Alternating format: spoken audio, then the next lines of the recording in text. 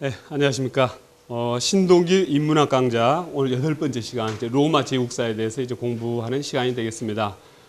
이제 딱 꺾어지는 8번째네요. 앞서 여기까지 따라오시느라고 고생 많이 하셨고요. 앞으로 이제 오늘 끝나고 나면 7 차례가 이제 남아 있는데 아무튼 끝까지 이제 완주하시기를 아무튼 기대하겠습니다. 오늘 이제 로마 제국사에 대해서 공부하는데 이제 많은 분들이 이 질문을 어떤 식으로 하냐면 로마는 왜 망했을까 하고 이야기를 합니다. 로마는 왜 망했을까? 도대체 어느 정도 국가가 오랫동안 지속되면은 왜 안 망했을까 하고 물어볼까요? 로마보다 더 오래 지속된 국가 있습니까? 로마는 이제 공식적으로 BC 753년에 이제 건국이 됐습니다. 그 다음에 이제 동로마가 1453년에 망했으니까 동로마 기준으로 본다면 2206년이나 지속된 국가예요. 그래서 왜 망했을까가 아니라 로마는 왜 안 망했을까 하는 걸로 봐야지 더 맞다는 이야기죠. 그렇죠? 그래서 이제 로마가 어떻게 해서 2200년이나 그렇게 지속했을까? 서로마 기준으로 본다고 할지라도 1229년을 지속했으니까 서로마가 476년 망했거든요. 오도아케르에 의해서. 그래서 그 기준으로 본다고 할지라도 1229년이면 엄청나게 오래간 왕조거든요. 과연 그 이유는 뭘까 하는 것을 그 역사가들 이제 몇 명의 이야기를 통해서 이제 들어볼 것 같으면은 이 폴리비우스라는 역사가가 있어요. 이제 폴리비우스는 이 그 포에니 전쟁이 끝날 무렵 살았던 BC 이제 100년대 무렵 이제 살았던 그 역사가인데 이 폴리비우스가 최초로 로마의 그 포에니 전쟁 역사, 그러니까 로마 역사를 쓰는데 포에니 전쟁 역사를 썼던 인물이 폴리비우스예요. 근데 폴리비우스는 왜 로마가 그렇게 번성하고 오래 갈 수가 있었을까 하는 문제에 대해서 뭐라고 했냐면은 어떤 집정관제를 통한 왕제, 그 다음에 원로원 제도를 통한 귀족정, 그 다음 민회를 통한 민주주의 제도, 그 세 가지 장점만 땄기 때문에 로마가 그렇게 번성할 수 있었다 하고 이야기를 합니다. 그런데 이제 1500년대를 살았던 마키아벨리는 군주론에서 뭐라고 이야기하냐면은 가장 좋은 정치 제도는 군주정과 귀족정과 민주정을 합한 것이다. 이렇게 이야기를 합니다. 그래서 마키아벨리는 이를테면 폴리비우스 관점을 가져왔겠죠. 그렇죠? 우리가 이제 군주정, 귀족정, 민주정 나누는 기준은 뭡니까? 군주정은 한 사람이 모든 권력을 가지고 있고, 귀족정은 소수가 가지고 있고, 민주정은 그 구성원 전체가 권력을 분점하고 있는 게 민주정이죠. 근데 이게 이제 잘 나갈 때 그렇다냐 이거. 이게 타락할 것 같으면 군주정은 뭘로 타락한다고 했습니까? 참주 정치로. 귀족정은 뭘로 타락한다고 했습니까? 금권 정치로. 민주정은 뭘로 타락한다고 했습니까? 무정부 정치나 우중 정치로. 근데 인간이 완벽하지 않기 때문에 타락할 가능성이 굉장히 높다는 이야기죠. 그러면 타락했을 때 군주정과 귀족정과 민주정 셋 중에서 그러니까 그 세 가지가 타락한 모습들로 비교해 볼 때 제일 문제는 뭐냐? 무정부 정치나 우중 정치라는 이야기죠. 그래서 무정부 상태가 나타나요. 하면 어떻습니까? 사람들이 언놈 센 놈이 하나 나와서 잡았으면 좋겠다 하면서 참주 정치를 바란다는 이야기죠. 그렇죠? 그래서 플라톤이나 아리스토텔레스는 왜 민주정을 별로 좋아하지 않았느냐? 예를 들면 군주정, 귀족정, 민주정. 그러니까 군주정, 귀족정, 민주정하고 참주 정치하고 근권 정치하고 우중 정치. 그 차이는 뭘까요? 군주정, 귀족정, 민주정은 그 권한을 가지고 있는 사람들, 이 권력을 가지고 있는 사람들이 국가를 위해서 권력을 쓰는 것을 가지고 군주정이라고 합니다. 내가 혼자 권력을 다 가지고 있어. 근데 국가를 위해서 쓰는 거야, 그것을. 민족을 위해서 쓰고. 이게 군주정이에요. 근데 자기 자신을 위해서 쓴다. 이걸 참주정이라고 합니다. 귀족들이 국가를 위해서 자기가 가지고 있는 그 권력을 쓰는 거예요. 그 권한을 쓰는 거야. 그걸 귀족정이라고 합니다. 근데 자기 자신을 위해서 써. 그렇죠? 내가 강남에 사는 국회의원이야. 그러면은 강남에 사는 사람들 이롭게 법을 바꿔. 이건 뭐라고 하냐면 금권정치를 한다는 이야기죠. 그렇죠? 소수의 사람들한테 권한이 주어져 있는데 그 사람들이 그 권한에 자기 자신을 위해 쓰는 걸, 그 근권 정치를 한다는 이야기죠. 그렇죠? 우리가 100명이 이제 이 국민이야. 그런데 100명이 다 권력을 분점을 하고 있는데 그 권력을 국가를 위해서 쓰는 게 아니라 나 개인의 사사로운 이익만을 생각하면서 쓸 때 뭐가 됩니까? 우중 정치가 된다는 이야기죠. 아시겠죠? 근데 바로 인간들이 문제가 있기 때문에 그런 식으로 군주, 귀족, 민주보다는 참주, 금권, 우중 또는 무정부가 나타날 가능성이 더 높다는 이야기죠. 그렇죠? 그러면 결국 어떤 정치가 권한이 어느 정도 분배되어 있는 게 제일 나을 것 같으냐? 귀족 정치 정도가 제일 적당하겠다 하고 플라톤이랑은 생각한 거죠. 그렇죠? 바로 그 이제 근데 이제 그 마키아벨리는 이제 바로 그 세 가지가 섞어져 있는 게 가장 이제 뭐 좋은 형태다 이렇게 이야기하고 폴리비우스는 그 세 가지의 장점만 따고 있는 게 바로 로마 정치다 이렇게 이야기하고 있습니다. 또 디오니시우스라는 이제 인물이 있는데 디오니시우스는 이제 BC에서 AD로 막 넘어가려고 하는 시기를 살았던 사람입니다. 그래서 로마 고대부터 시작해서 이제 포니니 전쟁 그 마지막 그 마무리까지를 이제 한 20권 정도 이렇게 역사책을 썼다고 하는데 그 내용을 쓴 인물이 디오니시우스라는 인물이에요. 근데 디오니시우스는 뭐라고 했냐면은 로마가 왜 이렇게 번성하고 오래 갔느냐 한다고 할 때 로마는 종교에 광신적이지 않았다고 이야기하는 거예요. 그렇죠? 종교에 광신적이라는 이야기는 뭡니까? 엄청나게 배타적이라는 이야기죠. 다른 종교에 대해서, 다른 민족에 대해서. 근데 로마는 다신교였어요. 광신적일 이유가 없는 거예요. 그래서 모든 종교를 포용을 한 거예요. 그것이 로마를 잇겠다 하고 이야기하는 거죠. 그 다음에 이제 플루타르크 영웅전을 썼던 플루타르크는요, AD 100년 무렵에 살았던 인물입니다. 근데 플루타르크는 이제 뭐라고 했냐면은 패배자까지 포용하는 포용력. 그것이 로마를 그렇게 번성하게 만들었다. 근데 그런 말들은요, 우리가 로마 역사를 공부하다 보면 아주 실감을 할 수가 있습니다. 그 다음에 이제 로마 제국 세망사를 쓴 로마 제국 세망사의 저자를 이제 뭐라고 합니까? 로마 제국 세망사의 이제 저자인 이제 에드워드 기번은 바로 로마는 법의 지배라는 원칙, 그 다음에 많은 훌륭한 왕들을 배출한 것, 그 다음에 이 패배자까지를 포용하는 지혜, 그 다음에 어떤 강력한 의지, 이러한 것들이 로마를 번성하게 했다는 이야기죠. 그렇죠? 그 다음에 이제 로마인 이야기로 유명한 시오노 나나미는 뭐라고 했습니까? 지혜에 있어서는 그리스인을 능가하지 못하고, 힘에 있어서는 켈트인을 능가하지 못하고, 기술에 있어서는 에트루리아인을 능가하지 못하고, 그 다음에 경제 개념에 있어서는 카르타고인을 능가하지 못하는데, 그러한 로마인이 그네들을 다 지배할 수 있었던 것은 바로 뭐다? 개방성이다. 개방성. 아시겠습니까? 그래서 뒤에서 우리가 살펴보겠지만 로마는 왕정을 시작을 하면서요, 첫 번째 로물루스, 라틴족이죠. 두 번째부터 벌써 이민족이 왕을 합니다. 세 번째, 그러니까 두 번째, 네 번째, 다섯, 여섯, 일곱 번째. 왕정할 때 일곱 왕이 나오거든요. 그 중에서 라틴족은 2명밖에 없어요. 나머지 5명은요, 다 이민족이었다는 이야기죠. 그게 바로 로마입니다. 그렇죠? 그래서 바로 로마가 그렇게 해서 번성을 했다. 그럼 로마 역사 전체 틀이 어떻게 되는가를 이제 제가 이제 설명을 드리면은, 먼저 이걸 머릿속에 딱 넣으셔야 돼요. 로마는요, 건국 이전하고 왕정, 공화정, 제정 이렇게 나눌 수가 있습니다. 건국 이전. 그러니까 왕정은 뭡니까? 왕 한 명이 다스렸다는 거죠. 그렇죠? 공화정은 뭡니까? 한 사람의 권력을 가지고 있지 않고 나눠 가지고 있었던 시대인 거예요. 바로 이제 공화정 시기가 바로 뭐냐면은 이제 아무튼 권력을 이렇게 나눠 갖는 거예요. 그럼 제정은 뭐냐면은 황제가 다스리는 시대를 제정이라고 합니다. 아시겠죠? 그래서 이 네 가지로, 이 네 단계로 이렇게 구분할 수가 있고, 그다음에 연도는 어떻게 되냐면 건국 이전이 BC 13세기다. 왕정이 BC 753년까지 753년부터 509년까지 244년간 7명의 왕이 등장을 합니다. 그러면서 마지막 왕이 상당히 타락한 모습을 보였어요. 그래서 안 되겠다 해가지고 집정관제로 바꿔버리는 거예요. 집정관제는 뭡니까? 집정관이 2명이 있는 거죠. 임기 1년으로. 그렇죠? 그 시스템으로 바꾸는 것을 우리가 공화정이라고 합니다. 그래서 집정관제는 BC 509년부터 BC 27년까지 482년간 유지가 됩니다. 그러니까 BC 27년에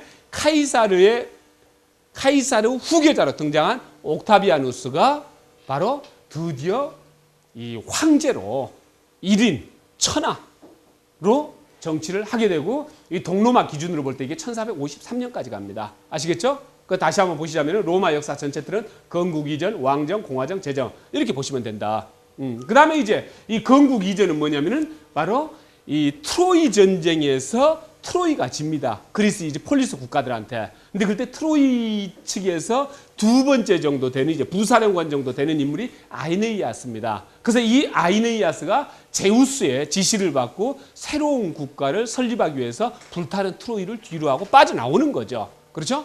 그래서 그 아이네이아스가 라비니움이라는 국가를 지금 로마가 있는 자리에다 세웁니다.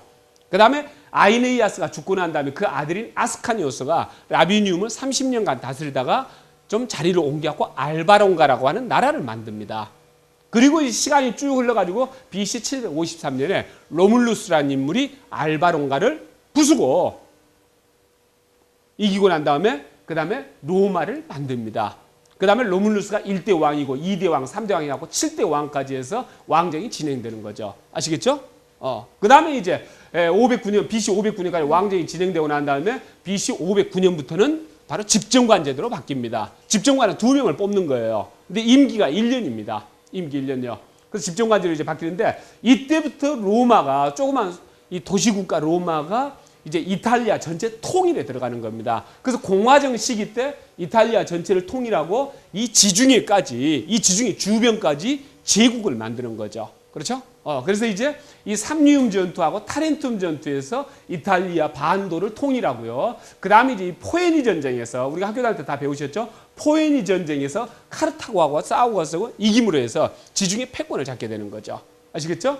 그렇게 되고 그 다음에 이제 그 정도 이제 그 제국을 건설하는 것을 마무리를 한 사람이 누구냐면 카이사르입니다. 근데 카이사르는 그렇게 황제가 되고 싶어 했어요. 삼국지에서 조조처럼. 근데 끝내 황제 자리에 자기가 올라가지를 못합니다. 조조처럼. 그러면 카이사르의 이제 양아들인 옥타비아누스가 드디어 황제 자리에 오르는 거죠. 그래서 황제 자리에 이제 오르는 데 있어가지고 한 13년 정도 또 시간이 걸립니다. 자기가 뭔가 마무리 작업을 해야 되겠죠. 그래서 마지막 마무리 작업이 뭐냐면은 바로 악티움 해전인 거죠. 악티움 해전은 뭐냐면은 그때 이제 이 알렉산드리아가 있는 이집트 여기에 이제 왕이 누구였습니까? 클레오파트라였던 거죠. 그래서 클레오파트라하고 안토니우스하고 둘이 같이 한 편으로 먹고 그 다음에 옥타비아누스가 한 편 먹고 해가지고 같이 붙었던 싸움이 악티움 해전이죠. BC 31년에. 그래서 거기서 악티움 해전에서 클레오파트라 쪽이 이제 지는 거죠. 안토니우스 클레오파트라 연합군이요. 그렇게 짐을 해가지고 드디어 옥타비아누스가 천하 통일을 하는 거죠. 그러면서 그때부터 이제 황제 자리에 오르게 되니 그게 바로 BC 27년이다. 이렇게 기억하시면 되겠습니다. 그 다음에 이제 옥타비아누스가 BC 27년에 황제 자리에 오르고 그 다음에 이제 여러 왕들이 나오는데 이 96년부터 180년까지 이 84년간 오연제 시대가 있게 됩니다. 오연제 시대는 뭐 네르바 왕제, 뭐 트라이아누스 왕제, 하드리아누스 왕제, 그다음에 이제 또 뭐 황제, 그다음에 이제 마르크스 아우렐리우스 왕제 5명의 황제를 오연제라고 합니다. 이때가 팍스 로마나 시대예요. 로마가 가장 융성했던 시기에. 그래서 에드워드 기본은 로마 제국 세망사를 쓰는데 바로 이 오연제 시대부터 시작을 합니다. 아시겠죠? 로마 제국 세망사. 이 앞에 내용은 쓰지를 않고 있어요. 그래서 이 앞에 내용은 아마 그 18세기 때 영국에서 좀 공부를 한 사람들이면 이미 다 알고 있는 내용이기 때문에 아마 에드워드 기본이 이 오연제 시대 때 쓰지 않았는가 이렇게 싶습니다. 그러면서 이제 우리가 이 콘스탄티누스의 밀라노 칙령이라든지 그다음 테오도시우스 황제 기독교 국교화라든지 이런 내용들이 상당히 중요합니다. 그리고 서로마가 476년에 망하는 거죠. 그 다음에 이제 동로마가 혼자서 1453년까지 한 1000년 정도가 유지가 되는데 그건 고랑고랑 하면서 그냥 그락저락 이렇게 이제 유지가 되는 거죠. 아시겠죠? 근데 그래도 그게 1453년이나 갈 수 있었던 건 뭐냐면은 이 유스티니아누스 황제라고 527년부터 565년까지 재위에 있었는데 이 황제가 다시 한번 개혁을 했다는 이야기죠. 그 뒤로 또 이 헤라클리우스 1세 황제가 또 한번 개혁을 했다는 이야기죠. 그러니까 우리나라 조선도 중간에 어떻습니까? 위기가 오는 거지 한 중간쯤 되면은요. 그래서 이영정조 때 일단 한번 개혁을 일으킴으로 해가지고 그 라이프 사이클이 길어지는 거죠. 역사를 보면 항상 그런 식이에요. 로마 마찬가지라는 이야기죠. 만약에 유스티니아누스 황제와 그 에라클리우스 1세 황제가 없었다 할 것 같으면 로마는 1453년까지 동로마가 갈 수 없었을 것입니다. 그래서 그 뒤로는 그냥 동로마가 조용히 숨죽이고 가는 거예요. 그래서 별 특별한 사건이었고 바로 1453년에 동로마가 망하는 거죠. 아시겠죠? 그래서 이 정도로 이제 여러분들이 보실 때 건국 이전, 왕정, 공화정, 제정 이렇게 나눠지고 로마 역사할 것 같으면 한 476년 서로마가 망할 때까지가 주요 토막이고 그 뒤로 우리가 이제 알아볼 만한 내용은 유스티니아누스 황제라든지 헤라클레우스 황제라든지 그다음에 동로마 멸망 한 요 정도 사건을 살펴보면은 로마 제국사에 대한 전체 정리가 되는 겁니다. 아시겠죠? 그러면 로마 역사 이제 주요 연대기를 볼 것 같으면 753년에 로마가 건국이 되는 거죠. 그러면 아까 말씀드린 대로 바로 244년 뒤 509년 때 왕정에서 공화정으로 넘어갑니다. 아시겠죠? 집정관제로. 그 다음에 이제 BC 396년 켈트족 침략이 있었고 BC 367년 니키니우스법이 있었는데 니키니우스법은 뭐냐면은 집정관을 2명을 뽑는데 귀족에서만 2명을 뽑았겠죠. 당연히 평민들은 대상이 아니었겠죠. 평민들 기분 나빴겠죠. 전쟁이 났어요. 그 평민들이 같이 총 들고 나갈까요? 안 나가겠죠. 싫겠죠.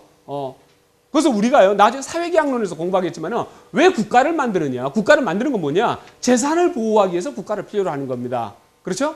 근데 재산은 아무것도 없는 것들이 국가를 지키고 재산을 가지고 있는 것들은 국가 지키는 일을 하지 않고 재산만 갖고 있고 이건 굉장히 뭐가 뒤집어진 거죠. 그렇죠? 그래서 니키니우스법이란 건 뭐냐면요. 정치적으로 평민들한테 배려를 하고 그러니까 이 국가는 귀족 국가뿐만이 아니라 평민들한테도 자기 국가란 이야기죠. 근데 그 말로만 이렇게 강요할 게 아니고 말로만 이렇게 세뇌시킬 게 아니고 실제로 그래야 된다는 이야기죠. 그렇게 하기 위해서는 어떻게 하는 게 평민들도 내 국가라고 생각을 하게 되느냐. 첫 번째, 집정관 2명을 뽑는데 1명은 귀족에서 뽑고 1명은 평민에서 뽑아라. 아시겠습니까? 그걸 한 거예요. 그거요. 그 정치적으로. 경제적으로는 뭐냐. 아니 내가 총 들고 나가서 그냥 싸울 때 내 거 지켜야 할 뭐 재산, 변변치 않은 재산이라도 있어야지 총 들고 나가는 의미가 있지 않습니까? 그렇죠? 그러니까 나중에 사회계약론에서 그런 것을 진지하게 공부를 할 거예요. 국가놀이를 할 때는 이 게임에 참가하는 사람들이 왜 국가놀이에 조인을 하느냐. 지켜야 할 재산이 있을 때. 아시겠습니까? 지켜야 할 재산도 없는데 내가 인격적으로도 무시받고 완전히 왕따다 이 사회에서. 그럴 때는 저쪽으로 총을 거르는 게 아니라 이쪽으로 총을 겨누는 거라는 이야기죠. 아시겠습니까? 그래서 니키니우스법이라는 것은 집정관을 1명은 평민에서 뽑아라. 이거고 또 하나는 뭐냐면은 평민도 최소한의 재산이 있어야 된다.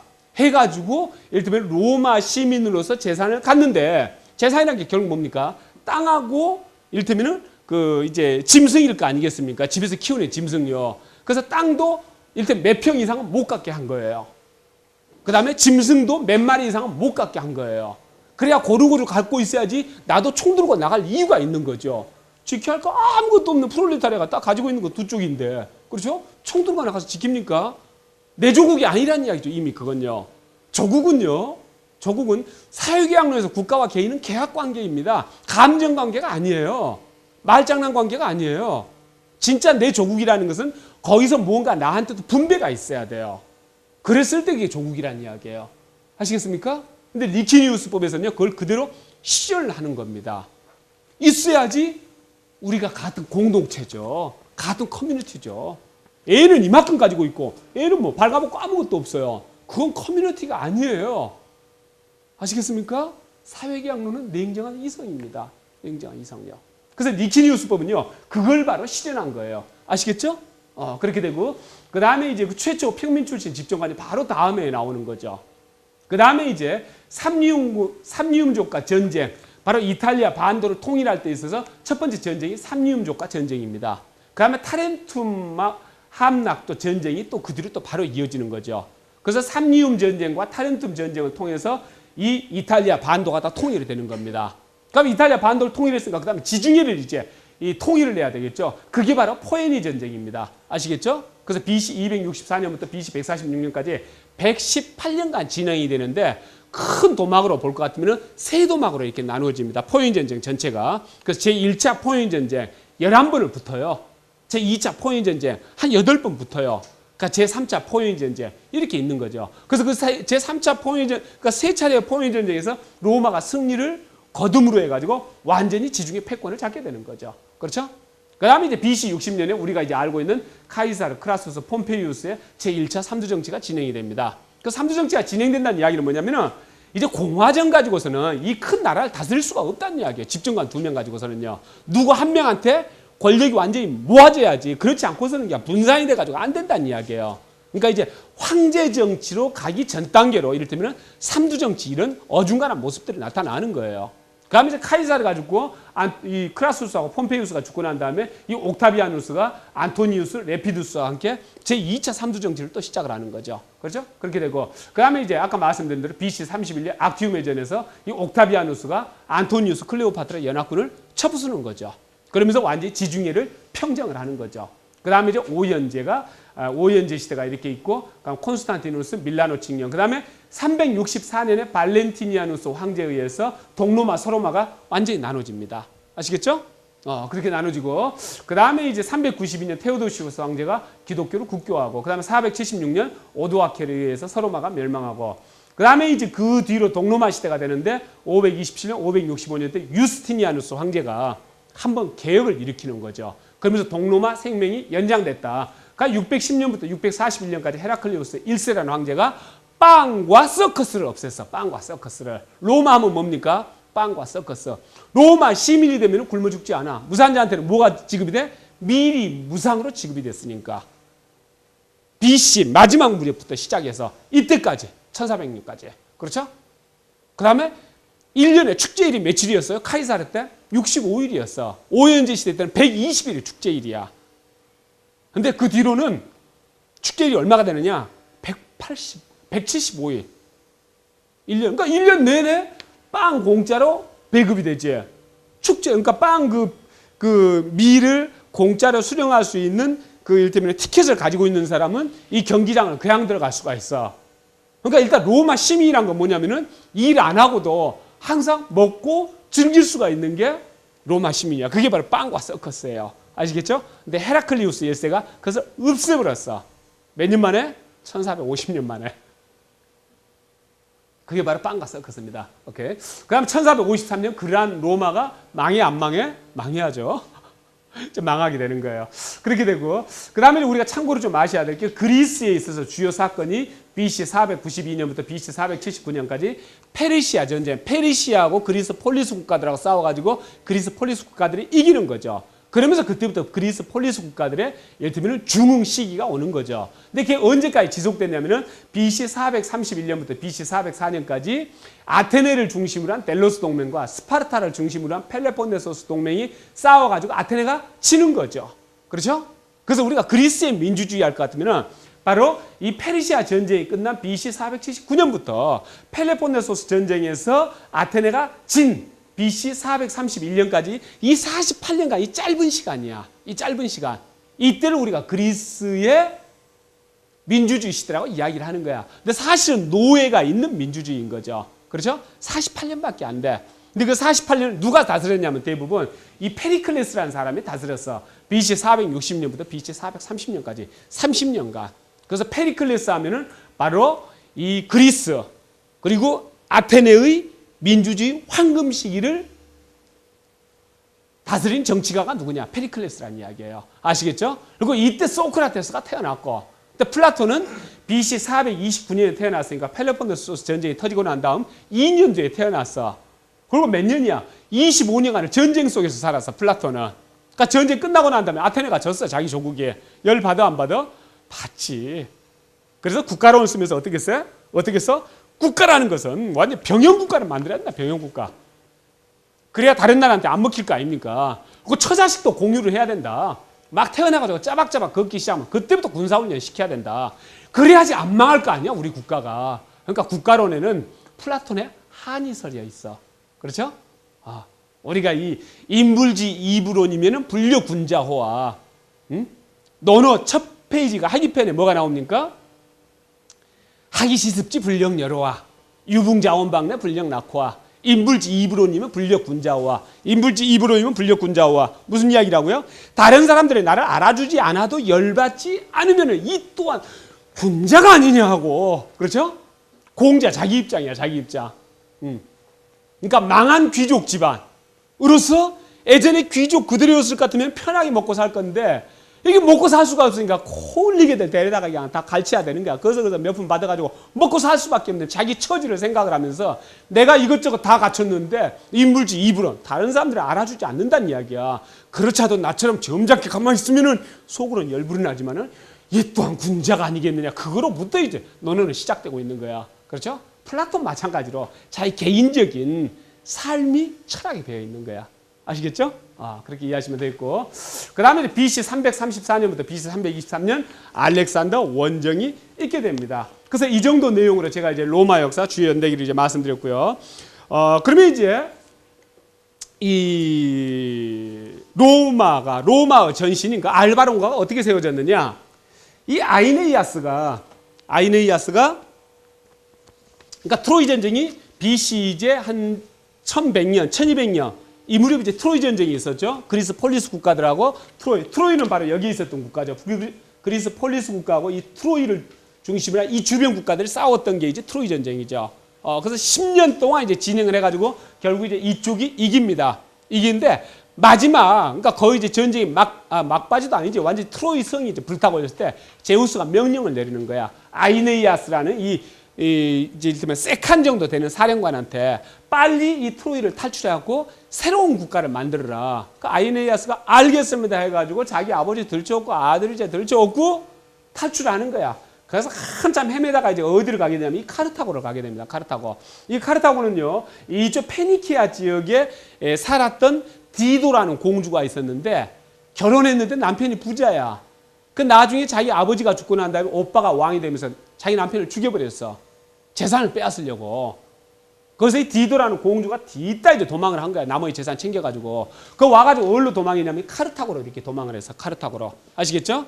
그래서 여기서 만든 국가가, 디도가 만든 국가가 바로 카르타고야. 그 여자가 만든 국가가. 근데 카르타고하고 이런데 여러 나라들하고 다른 건 뭐냐면은 그리스는요, 농사를 지을 만한 변변한 땅이 없었어요. 그러니까 얘네들은요, 무조건 바다로 나갔어야 돼. 먹고 살기 위해서. 안 굶어 죽기 위해서. 그래서 이렇게 다니다가 어딘가 붙어서 먹고 살 만한 땅이 있으면은 그것도 나라 만드는 거라. 그렇죠? 또 뭐 있으면 타렌툼도 하나 만드는 거라. 이렇게 만들어. 이것들이 뭡니까? 그것들이 폴리스야. 그렇죠? 농사를 지을 만한 변변한 땅이 없으니까 해양 국가가 될 수밖에 없었던 거라. 그래서 다 이제 폴리스 국가들인데 이 카르타고는 그리스 민족이 아니라 이쪽 애들이란 이야기야. 아시겠죠? 야네들하고 종자가 달라. 야네들아. 그래서 어쨌든 이 아이네이아스가 카르타고로 들려가지고 디도하고 또 사랑이 싹 트는 거야. 사랑이. 그 서로 좋아서 뭐 중내 못사내 하고 있는 파인데 제우스가 꿈속에서 나타나가지고 이 열을 받으면서 이 새끼야 너 가서 그냥 나라 만들으라니까 뭐 하고 있냐 지금. 그래서 다음날 이제 일어나가지고 아이네이아스가 툴툴 털고 이제 배 타고 가는 거죠. 그래서 카르타고의 이제 디도 여왕은 어떻게 됩니까? 떠나가는 무정한 님을 바라보면서 쫄따구들한테 장작을 쌓으라고 하는 거지. 그 다음에 기름 부어라 하고 기름 부었지. 그러니까 자기가 맨 위에 딱 올라가지 장작 위에. 불 질러! 그러니까 불 바로 지르지. 그래서 멀어져가는 사랑하는 아이네이아스를 보면서 디도는 거기서 자살을 합니다. 그래서 죽습니다. 그 카르타고 아시겠죠? 그 다음에 떠나간 아이네이아스는 이 로마 지역에 여기에 도착을 해가지고 이제 나라를 만들게 됩니다. 그게 BC 1100년 무렵이란 이야기야. 그 다음에 포에니 전쟁은 BC 264년부터 146년. 그러니까 그 뒤로 800년이 지나서 포에니 전쟁. 어디하고 싸움하는 거야? 야네들하고. 그렇죠?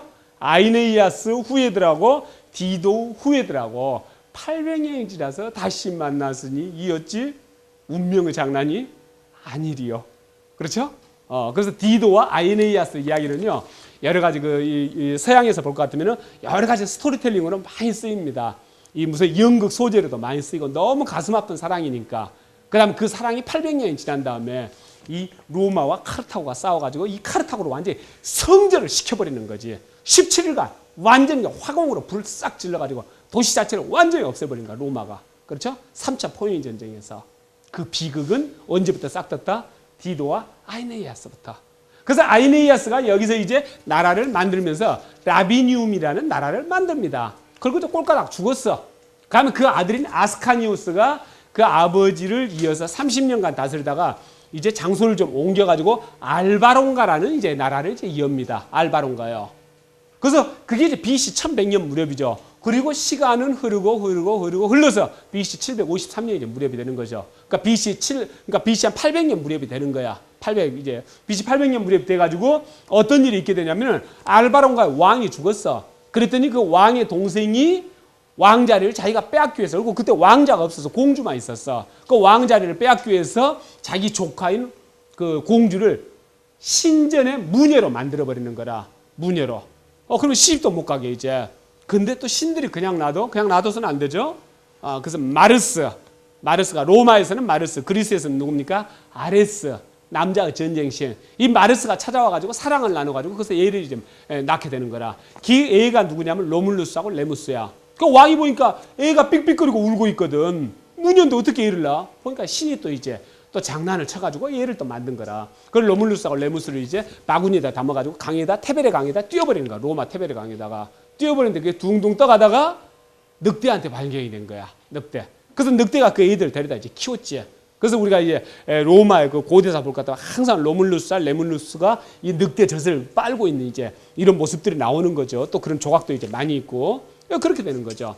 근데 이제 그렇게 해서 늑대가 키우고 있던 중에 바로 이제 목동들이 발견을 해가지고 얘네들을 키워가지고 나중에 로물루스하고 레물루스가 목동 대장이 되는 거라. 그러면서 자기의 태생을 알게 돼. 그럼 알바론과 저희가 바로 바로 우리 엄마를 무녀로 만들고 그다음에 우리를 죽으라고 강에다 띄웠던 인물이 바로 저 인물이구나 하고 이제 알바론가를 쳐들어가는 거죠. 그래서 알바론가를 쳐들어가가지고 그 왕을 죽이고 난 다음에 로물루스하고 레무스가 각각 자기 이를테면은 그 근거지를 만들어. 그러다가 이제 경계 싸움이 벌어져가지고 결국 로물루스가 레무스를 죽이게 됩니다. 로물루스가 레무스를. 그 죽이고 난 다음에 로물루스가 자기 이름을 따가지고 국가를 세웠으니 그게 바로 로마단 이야기예요. 아시겠죠? 그 테베레 강가에 로마가 그렇게 세워집니다. 그래서 이 로물루스가 이제 로마를 만들면서 이제 일대 왕이 되는 거죠. 그러면서 시스템을 어떻게 만들었냐면은 왕이 있고 원로원이 있고 민회가 있는 거예요. 그래서 왕은 자기가 이제 왕이고 원로는 뭐냐면은 이 일테면 부족장들 또는 이제 각 그 집안의 유력한 집안의 원로들을 모은 게 원로원인 거죠. 그래서 100명을 모았어. 그러니까 100명이 이제 원로원인 거야. 그럼 민회는 이제 어떻게 되냐면은 로마 시민 전체가 민회 멤버야. 그렇죠? 그 세 개를 이렇게 세 개를 중심으로 해서 이제 국가를 운영을 하는 거죠. 그래서 왕은요 종신제였지만은 이를테면은 세습은 아닙니다. 민회에서 항상 뽑는 거예요. 그러니까 원로원은 이제 종신이었는데 왕이 지명을 하는 것이고, 그러니까 왕을 자문하는 기관이고, 그렇게 해서 바로 이제 이제 왕정이 시작이 됩니다. 왕정이요. 이 전으로 가서 보면 이렇게 해서 왕정이 시작이 됩니다. 그래서 2대 왕이 이제 누구냐면은 이제 2대 왕은 이제 누마예요. 누마라는 인물이에요. 근데 누마라는 인물은 굉장히 공부를 이제 많이 하고 한 인물인데 1대 왕인 로물루스는 라틴족인 거죠. 근데 누마는요 사비니족이에요. 사비니족. 그래서 로물루스 때 어떤 일이 있었냐면은 여자가 부족해. 그래서 사비니족들을 공격을 해가지고 여자들을 다 뺏어와가지고 자기 마누라로 다 만들었어. 마누라가 부족해 놓으니까. 그렇죠? 그리고 이제 사비니 여인 강탈 사건이 있었어요. 그래서 그쪽하고 또 싸움을 엄청 했을 거 아니겠습니까? 근데 이 로물루스가 죽을 때 그때쯤 돼가지고는 사비니족하고 친해져가지고 2대 왕이 아예 사비니족에서 나온 거예요. 누마라는 왕이요. 아시겠습니까? 그 세 번째 이제 왕은 누구냐면은 툴루스 호스틸리우스라고. 이 툴루스 호스틸리우스는 이제 이 라틴족이에요. 그 네 번째 왕이 누구냐면은 앙쿠스 마리티우스인데 이 앙쿠스 마리티우스는 누마의 손자예요. 거기도 이제 사비니족인 거죠.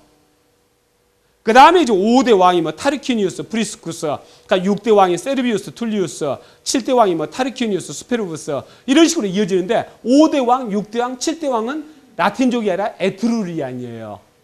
아시겠죠? 왜 시온은 안 하면은 로마의 개방성이 로마의 그렇게 발전과 오랫동안 성장을 가지고 왔다. 왜 개방성을 이야기하는지 아시겠죠? 그리고 나중에 오연지에 가서도요. 오연지에 가서도 이 로마 그 본토인이 별로 없어요. 에스파냐인, 갈리아인 이런 애들이 다 그냥 황제를 하는 거죠. 아시겠습니까? 그 정도 개방적이었다는 이야기죠. 그러면서 이제 그 7대 왕까지 그렇게 이제 진행이 됩니다. 이 진행이 되고 그 다음에 이제 BC 509년에 이제 공화정으로 넘어가는데 이 공화정이라는 것은 이제 권력을 한 사람이 갖고 있는 게 아니라 나누어 갖는다는 이야기예요. 나누어 갖는데 왕, 원로원, 민회 이 시스템이 집정관, 원로원, 민회 이렇게 가는 거죠. 그 왕은 한 명이었고 종신이지 않습니까? 집정관은 2명을 뽑는 거예요. 그리고 임기가 1년이에요. 그럼 1년 지나면 다시 뽑는 거예요. 아시겠죠? 그리고 집정관이 2명인데 그 2명이 의견이 일치될 때만 의사결정을 할 수가 있어요. 불일치되면 안 됩니다. 근데 전쟁이 났다. 그때는 어떻게 할 거냐? 그때를 대비해서 독재관이라는 시스템이 있었어요. 그래서 이 전쟁이 나면요, 집정관이 아니라 독재관을 뽑습니다. 그때는 한 명을 뽑아요. 그러니까 그 한 명이 이제 의사결정을 신속하게 하는 거죠. 그 다음 그 독재관은 6개월 임기입니다. 아시겠죠? 그래서 바로 이제 집정관, 독재관, 그 다음 또 뭐가 있냐면 호민관이라는 제도가 있죠. 호민관. 호민관은 뭐냐면은 우리가 뭐 그라쿠스 영조, 호민관 이런 거 아마 여러분들 기억하실 건데 호민관이라는 것은 이 평민들 중에서 뽑는 거예요. 호민관을요. 그러면 집정관이 의사결정한 거에 대해서 거부권을 행사할 수가 있어요. 호민관은요. 그래서 호민관은 처음에는 2명이 했다가 나중에는 한 10명까지 됩니다. 그렇게 하면서 이 귀족들뿐만이 아니라 어떤 평민들 이 권한도 굉장히 이렇게 이제 그 중요시 이렇게 했던 거죠. 그 다음에 이제 원로원이요. 맨 처음에는 100명으로 시작됐다가 이제 한 100년 정도 지나서 200명으로 늘어납니다.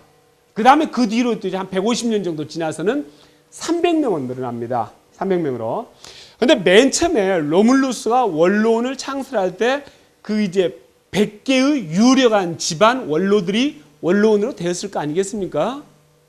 근데 로마가 BC 753년에 건국이 돼가지고 BC 250년 정도 한 500년이 지난 다음에 그 100개 집안 중에서요 80개 집안이 아예 없어져 버렸어. 아예 없어져 버렸어. 80개 집안이. 왜 없어졌을까요? 왜 없어졌을까요?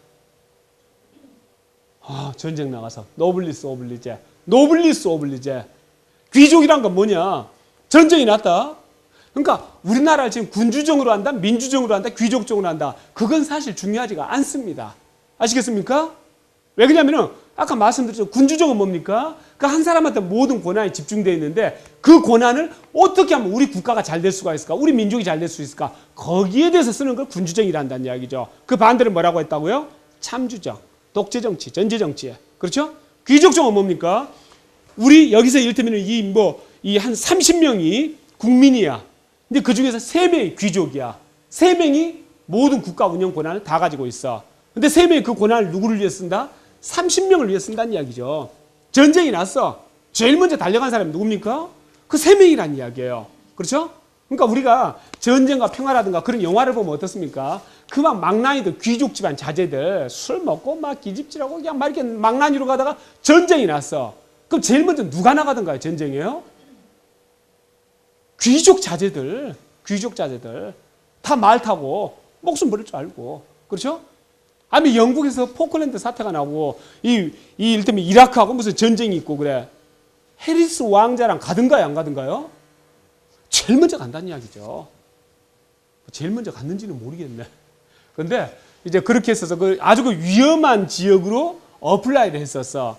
근데 그 위험한 지역으로 그 왕자를 지금 영국 왕자를 보내면은 다른 구인들도 한꺼번에 표적이 되었고 굉장히 위험해진다고 해가지고 그걸로 못 보내고 다른 데로 보냈어. 그렇죠? 그걸 보고 뭐라 하냐면 귀족정이라고 합니다. 그 귀족정. 그러니까 이분이 귀족이 됐어. 저는 평민이야. 근데 귀족 역할을 제대로 한다고 할 때 이 평민 입장에서 컴플레인이 있을 수가 없다는 이야기죠. 제대로 한다고 할 때.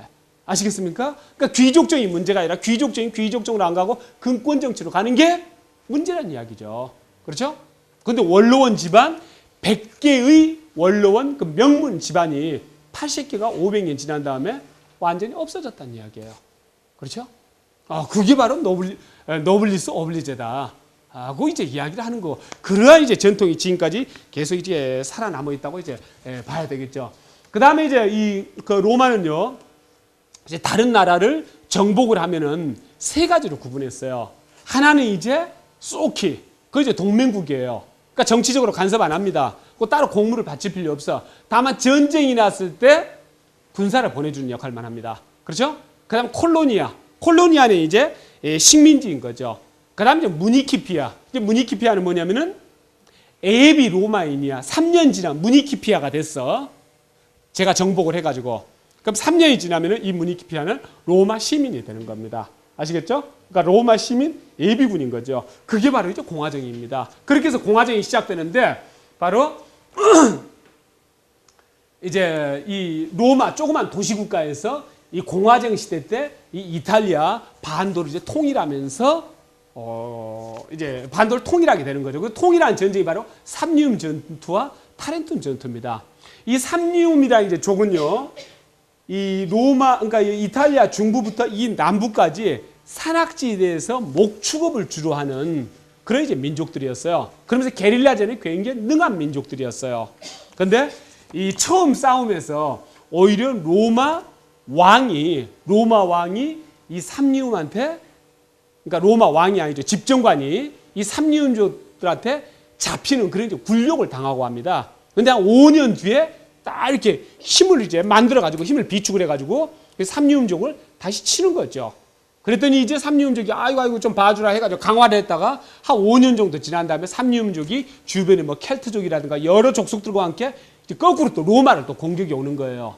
근데 거기서 이제 로마가 크게 승리를 하는 거죠. 그러면서 이 삼류민족과 켈트족, 그 주변 그런 족들이 다 로마의 동맹국이 되는 거예요. 아시겠죠? 그러면서 이 이탈리아의 상당 부분을 차지합니다. 근데 그게 이제 이 삼리움 전투가 BC 326년부터 284년까지 진행이 됩니다. 42년간요.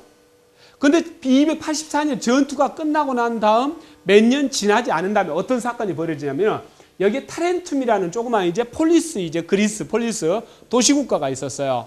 근데 여기에 로마 배가 10척이 이렇게 들어가고 일로 이제 항구로 이제 들어가기 위해서 들어가고 있었는데 이 타렌툼에서 공격을 해갖고 5척이 가라앉아 버렸어. 그 사람들도 많이 죽었어. 그래서 그걸 알고 이제 로마가 배상을 이제 요구를 했어. 배상을 해라. 했더니 타렌툼에서 못한다고 이제 뻗은 거야. 그렇죠? 그 로마가 그러면 전쟁이다 하고 이제 전쟁 선언을 하게 됩니다. 근데 42년간 삼리움 전투를 했기 때문에요. 로마는요 전쟁을 할 만한 여력이 전혀 없었어요. 말로만 그렇게 한 거야. 근데 타렌툼 입장에서는 그러면 큰일 났다 해가지고 이 에페이로스에 있는 피로스라는 이제 왕이 있었어요. 피로스라는 왕이. 근데 알렉산더 대왕이 BC 334년부터 BC 323년까지 12년간 북아프리카, 이 동유럽, 이 중동을 다 집어먹은 거죠. 12년간. 그래서 알렉산더 대왕이 BC 323년에 죽었으니까 죽은 지 이제 한 40년밖에 안 지난 상태야. 그 모든 왕들은요, 알렉산더 왕이 되기를 꿈꾸는 거라. 이 피로스 왕이 바로 알렉산더 증후군이 있는 사람이었어. 또 알렉산더 친척이라고도 또 합니다. 아마 뭐 친척인 모양이에요.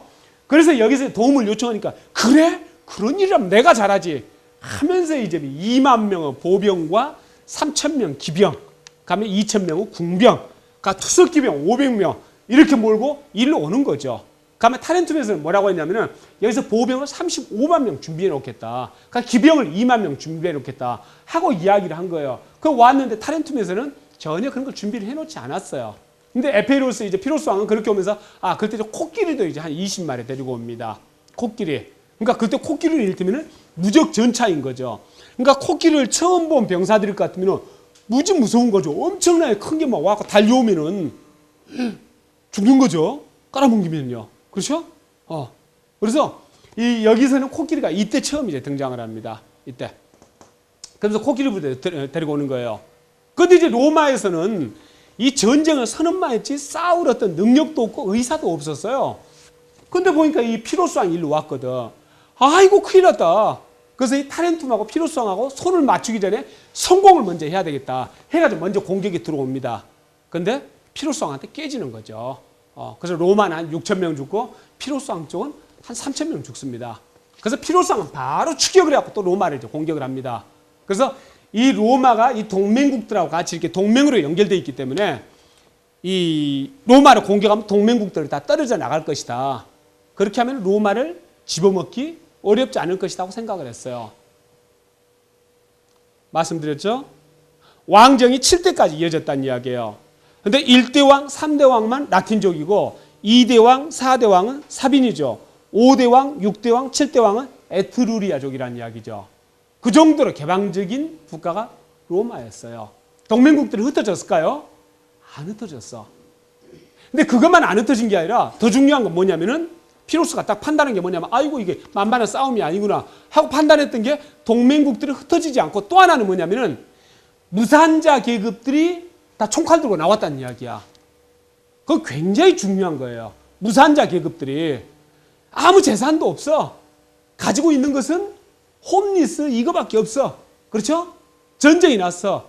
을지로 입구에 누워있던 홈리스가 우리 국가한테 가서 지켜야지. 밥은 못 먹었지만 이렇게 갈까요? 아니다. 지켜야 할 게 없잖아. 자기 개인께. 그렇죠? 근데 그 무산자 계급들이 다 총칼 들고 나왔다는 이야기야. 그걸 딱 보고 피로스가 웜에 이거 장난 아니네 하고 뒤로 물러났다는 이야기죠. 아시겠습니까? 그래서 그 두 가지 동맹국들은 흩어지지가 않고 무산자 계급이 흩어지지 않는 것을 보고 이게 쉬운 게 아니구나 하면서 피로스가 강화를 제안합니다. 강화를. 야, 그러지 말고 너 적당히 우리한테 이렇게 하고 내 전쟁 더 이상 진행하지 않을 테니까 이렇게 하자고 이야기를 하는 거죠.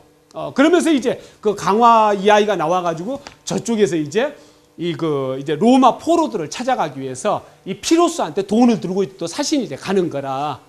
그래 갔더니 이제 그 피로스가 이래 보고 이제 강화가 진행될 거 아닙니까? 그 다음에 협정 맺어지기 쉬울 거 아니겠습니까? 그래서 또 600명 포로를 먼저 내줘. 그 돈을 받고. 어차피 이제 강화가 성립될 거니까. 근데 로마에서는 어떻게 했습니까? 원로원에서 회의한데 강화는 무슨 강화냐? 전쟁이다. 그렇게 나온 거야. 그 포로들 600명 찾아왔어. 찾아왔는데, 강화가 안 됐어? 이렇게 된 거죠. 그래서 어떻게 됩니까? 로마에서 그 600명 포로를 다시 갖다 줘. 저쪽에다가.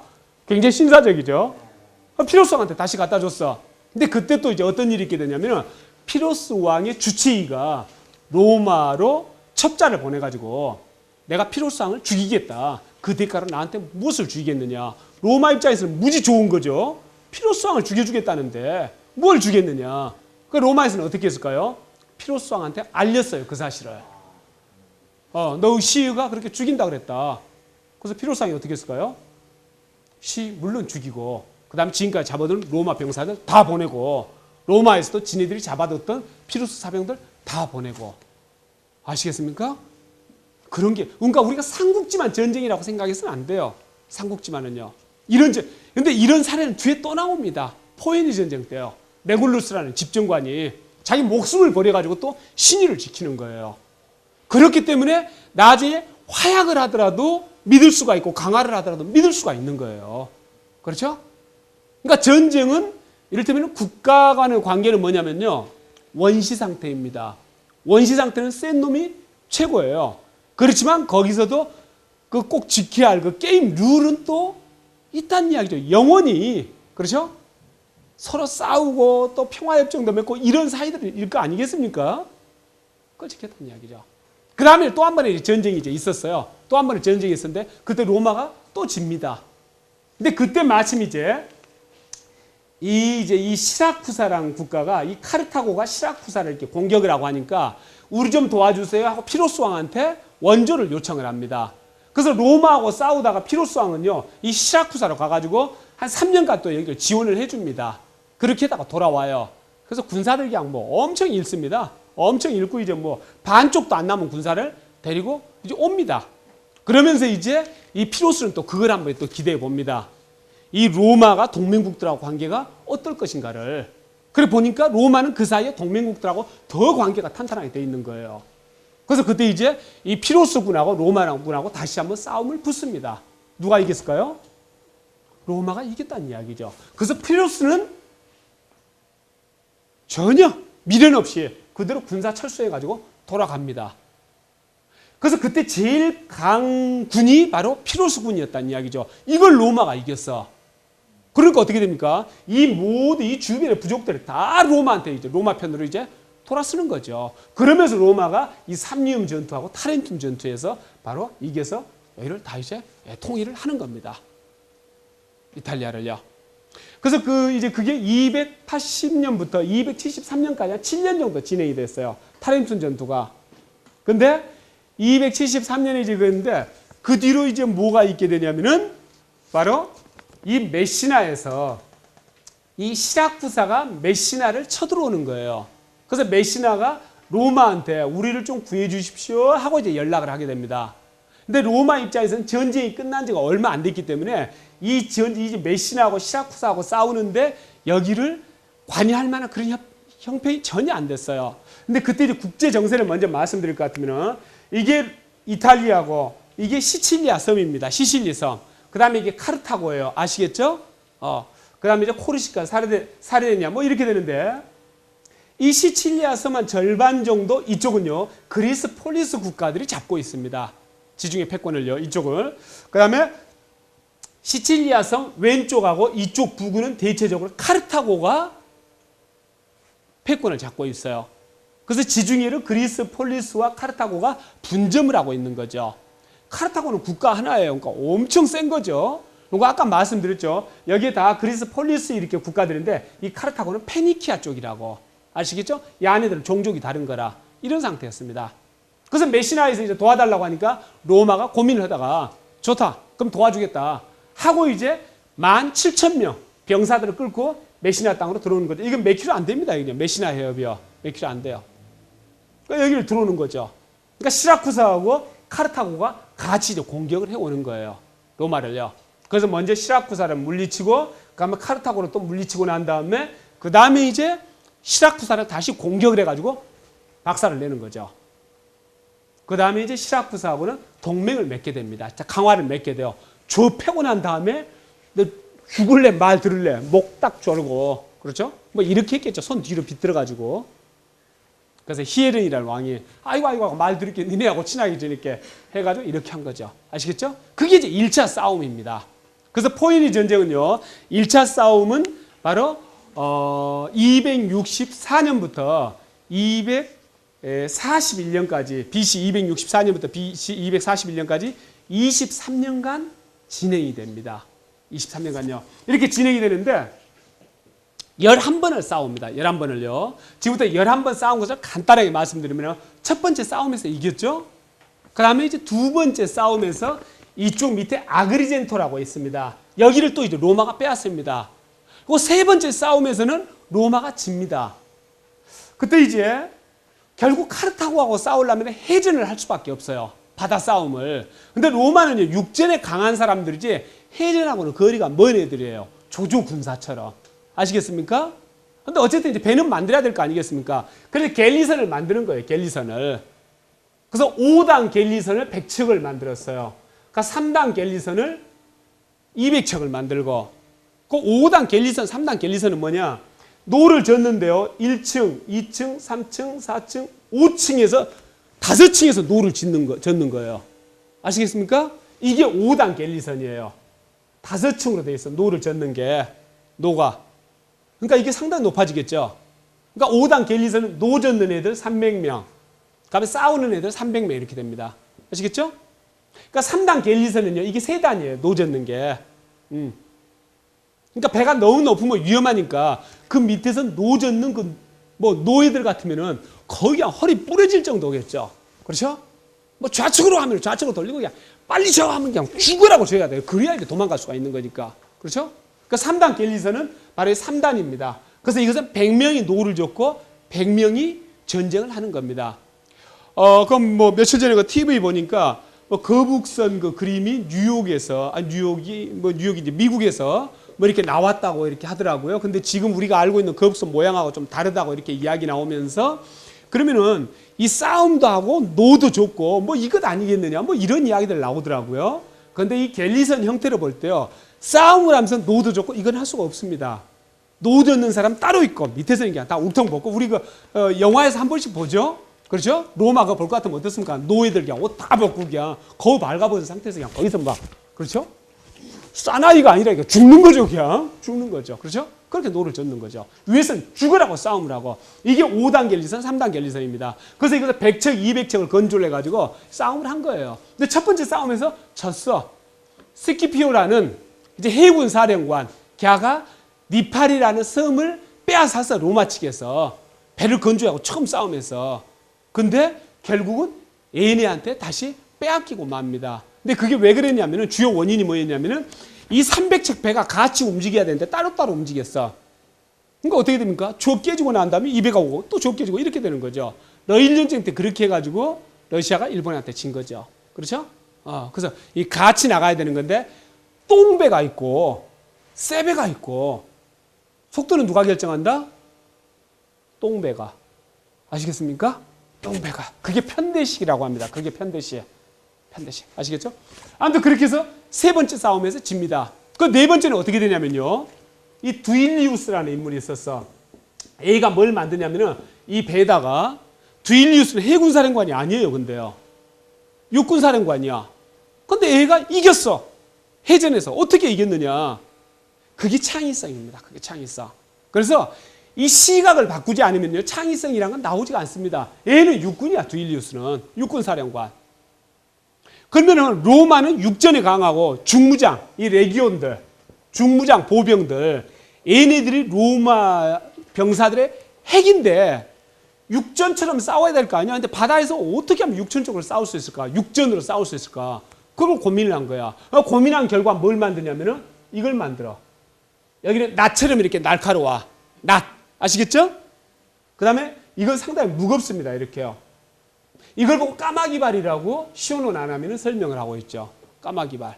그래서 이것은 다 이렇게 돌아, 방향이. 그래서 이쪽에서 만약에 칼을 타고 배가 이렇게 온다 할 것 같으면 확 내리 찍어. 그렇죠? 그럼 이게 앞에 낫처럼 된 데가 확 박혀가지고 빠지지가 않아. 그러면 이건 그대로 뭐가 되냐면 다리가 돼, 다리가. 그렇죠? 그러면 그대로 이 레기온들, 중부장 보병들을 건너가는 거야. 그때부터는 뭡니까? 백병전. 그렇죠? 그러니까 해전이 아니라 육전이 되는 거야. 육전이. 보통 그 당시 해전은 뭐냐면요. 쥐 받는 겁니다. 쥐 받는 거. 배를 갖고 와서 돌치냐고 쥐 받는 거. 그래서 이게 까마귀발입니다. 이 까마귀발. 그래서 이걸로 해가지고 4차전에서 승리를 얻은 거예요.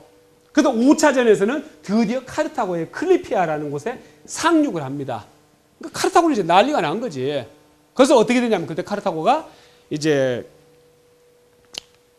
사람을 보내가지고 강화하자 하니까 이쪽이 이제 로마의 그때 집정관이 누구냐면은 레굴루스라는 집정관이었어. 그래서 걔가 더 가혹한 것을 또 요구를 했어. 카르타고가 그걸 받아들일 수가 없었어. 그래서 하수로 이제 강화가 이제 깨집니다. 그리고 카르타고도 이제 어떻게든 방책을 세워야 되니까. 그래서 카르타고가 방책을 세운 게 뭐냐면은 이 스파르타 출신 용병 대장을 쓰는 거예요. 크산티포스라는 사람을 쓰는 거야.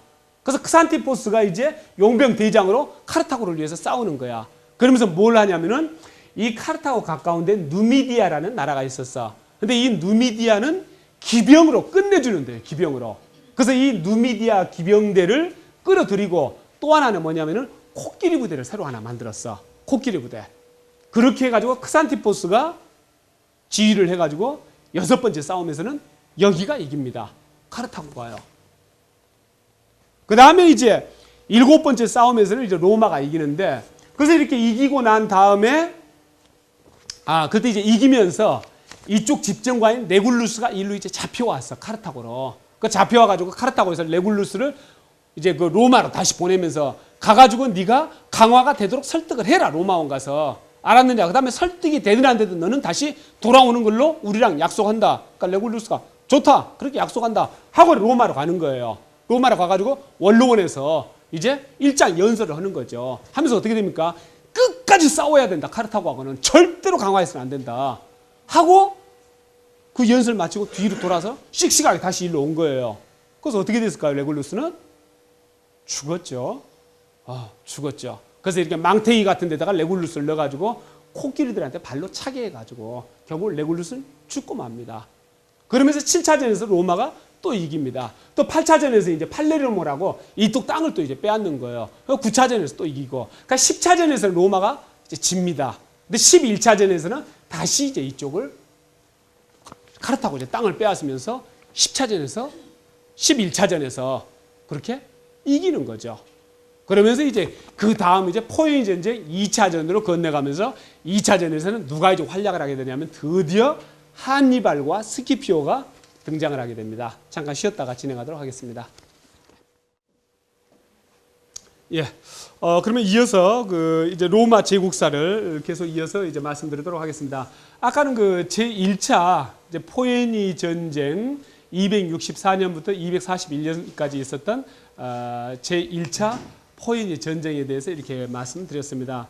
그 제2차 포에니 전쟁은요, 한 219년부터, BC 219년부터 BC 한 202년까지 이렇게 진행이 됩니다.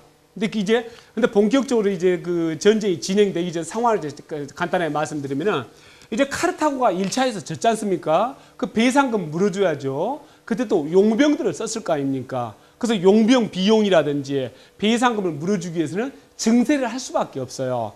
그러니까 증세를 이렇게 하다 보니까 막 반란이 일어나고 이제 항상 그 정권은 왜 바뀌냐면요. 이 세금 때문에 바뀝니다. 세금 때문에요.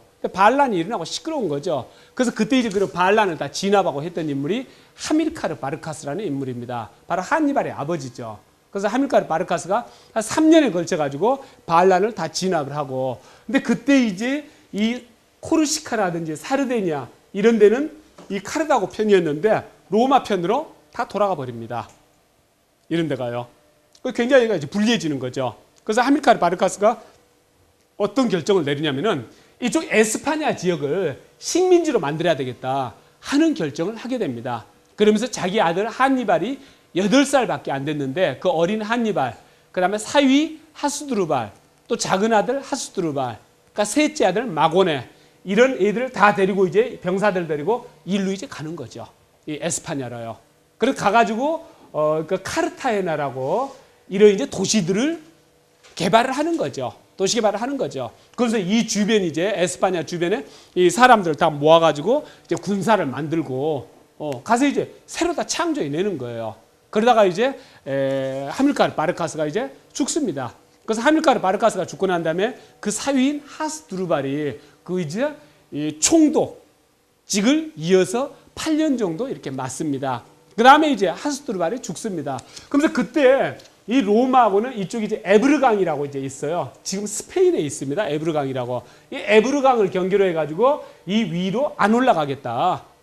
로마는 너네들 이 이상 넘어오면 죽는 수가 있다. 뭐 이렇게 해가지고 이제 로마하고는 평화를 이제 유지를 하는 거죠. 그러다가 나중에 이제 하스두르발이 죽고 난 다음에 드디어 하밀카르 바르카스의 아들인 한니발이 드디어 총독 자리에 오릅니다. 그때가 26살이었어요. 26살. 그래서 한 2년 정도 이 그 한니발이 준비를 합니다. 전쟁을요. 준비를 해가지고 이쪽에 이제 사군톰이라는 이제 이 땅이 있었는데 여기는 로마 동맹국이었어요. 여기를 공격을 합니다. 사군톰이라는 나라, 이 도시를요. 그 공격을 해가지고 8개월 동안 전쟁을 벌여가지고 드디어 사군톰을 빼앗습니다. 그러니까 로마하고 전쟁을 선언한 거죠. 드디어요. 그래서 그게 바로 BC 219년 정도가 됩니다. 그러면서 드디어 한니발이 9만 명, 보병 9만 명, 그러니까 기병 12,000명, 그럼 코끼리 37마리를 끌고 넘어가는 거죠. 이제 로마를 공격하러 가는 거죠. 에스파냐에서요. 근데 이때 이제 그때 정보전이 참 어두웠어요. 그래서 한니발은 어떤 생각을 했냐면은 이 로마가 동맹국들하고 동맹을 맺은 상태이기 때문에 여기 가가지고 로마만 한 방에 세게 까부시면은 동맹국들이 다 떨어져 나갈 것이다. 그러면 이탈리아 집어먹는 것은 어렵지 않을 것이다 하고 생각을 했었어요. 근데 그때 이미 로마는요 동맹 관계로 있는 게 아니라 통일 국가로 바뀐 상태였어요. 아시겠습니까? 그 다음에 로마가 보아하니 한니발 이놈이 쳐들어오게 생겼어. 근데 한니발이 카르타고는 뭡니까? 해상국가 아니겠습니까? 그래서 얘네들이 쳐들어온다면 바다로 쳐들어올 것이라고 예상을 했던 거예요. 그리고 바다로 안 쳐들어오고 육지로 쳐들어온다고 할지라도 해변을 타고 올 것이다 이렇게 생각을 했던 거예요. 그런데 한니발은 어느 쪽으로 치고 갔냐면은 이 피레네 산맥을 넘어가지고 이 육지 한가운데로 치고 들어간 거예요. 그래서 이 프랑스 이제 갈리아 땅 정도에 도착했을 때 9만 명 중에서 5만 명밖에 안 남아 있어요. 그 다음에 기병 12,000명 중에서 9,000명밖에 안 남고 코끼리는 따라왔겠죠? 쿵쿵쿵쿵 하면서 따라왔습니다. 드디어 한니발이 어디를 넘습니까? 알프스를 넘는 거죠. 5만 대군을 가지고 9,000명 기병을 가지고 알프스를 넘는 거예요. 그러니까 나폴레옹이 한 1800년 정도에 알프스를 넘었으니까 무려 언제입니까? 2000년. 나폴레옹보다 2000년 전에 알프스를 한니발은 5만 명 군사를 가지고 넘은 거예요. 그래서 이탈리아 땅에 딱 도착했어요. 그러니까 이탈리아에서는 어느 날 갑자기 대군이 짱 하고 나타난 거예요. 그렇죠? 영화처럼. 근데 우리가 영화를 보면 멋있었겠지만 이탈리아 입장에서 볼 때는 완전히 공포 그 자체였겠죠. 그렇죠? 그래서 여기에 도착해 보니까 몇 명이 도착했느냐? 보병 2만 명, 기병 6,000명. 이 도착을 한 거예요. 완전 정예 군사들만 도착을 한 거예요. 그래서 여기서부터 드디어 전쟁의 천재 한니발. 또 동양에 있어가지고 똑같은 한씨가 누구 있었습니까? 한신. 비슷한 시기였습니다. 아시겠죠? 이 BC 219년 일로 갔다 그랬죠?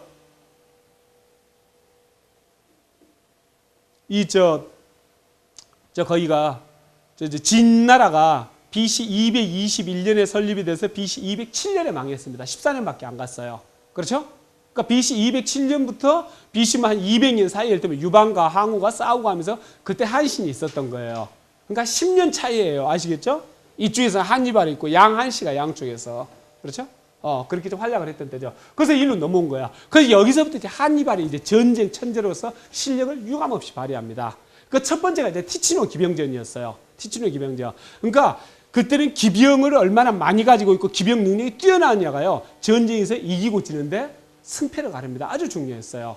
그래서 티치노 기병전에서 이 누미디아 기병들을 많이 이제 사용을 했었거든요. 근데 누미디아 기병들은 어떻게 싸우냐면은 전쟁을 하는데 말을 타고 달리는데 말 한 마디를 더 끌고 다녀요. 그러다 이 말이 지치면은 이쪽 말로 갈아타는 거야. 그리고 또 전쟁을 해. 그 정도로 말을 부리는데 뛰어난 인물들이 누미디아 병사들이에요. 그 티치노 기병전에서 이겼는데 통상 옛날 고대 전투는요. 겨울에는 전투를 잘 안 합니다. 전투하기 전에 얼어 죽기 쉬우니까 전투는 고사하고. 근데 한겨울에 전쟁을 일으킨 거예요. 티치노 기병전에서. 두 번째가 이제 트레비아 강전이라고 이 트레비아 강 옆에서 전쟁을 벌였는데 그때 로마군들은요. 산 위에다 진지를 쳤었어요. 그러니까 이쪽에서 기병전도 할 수가 없어. 방법이 없지 않습니까?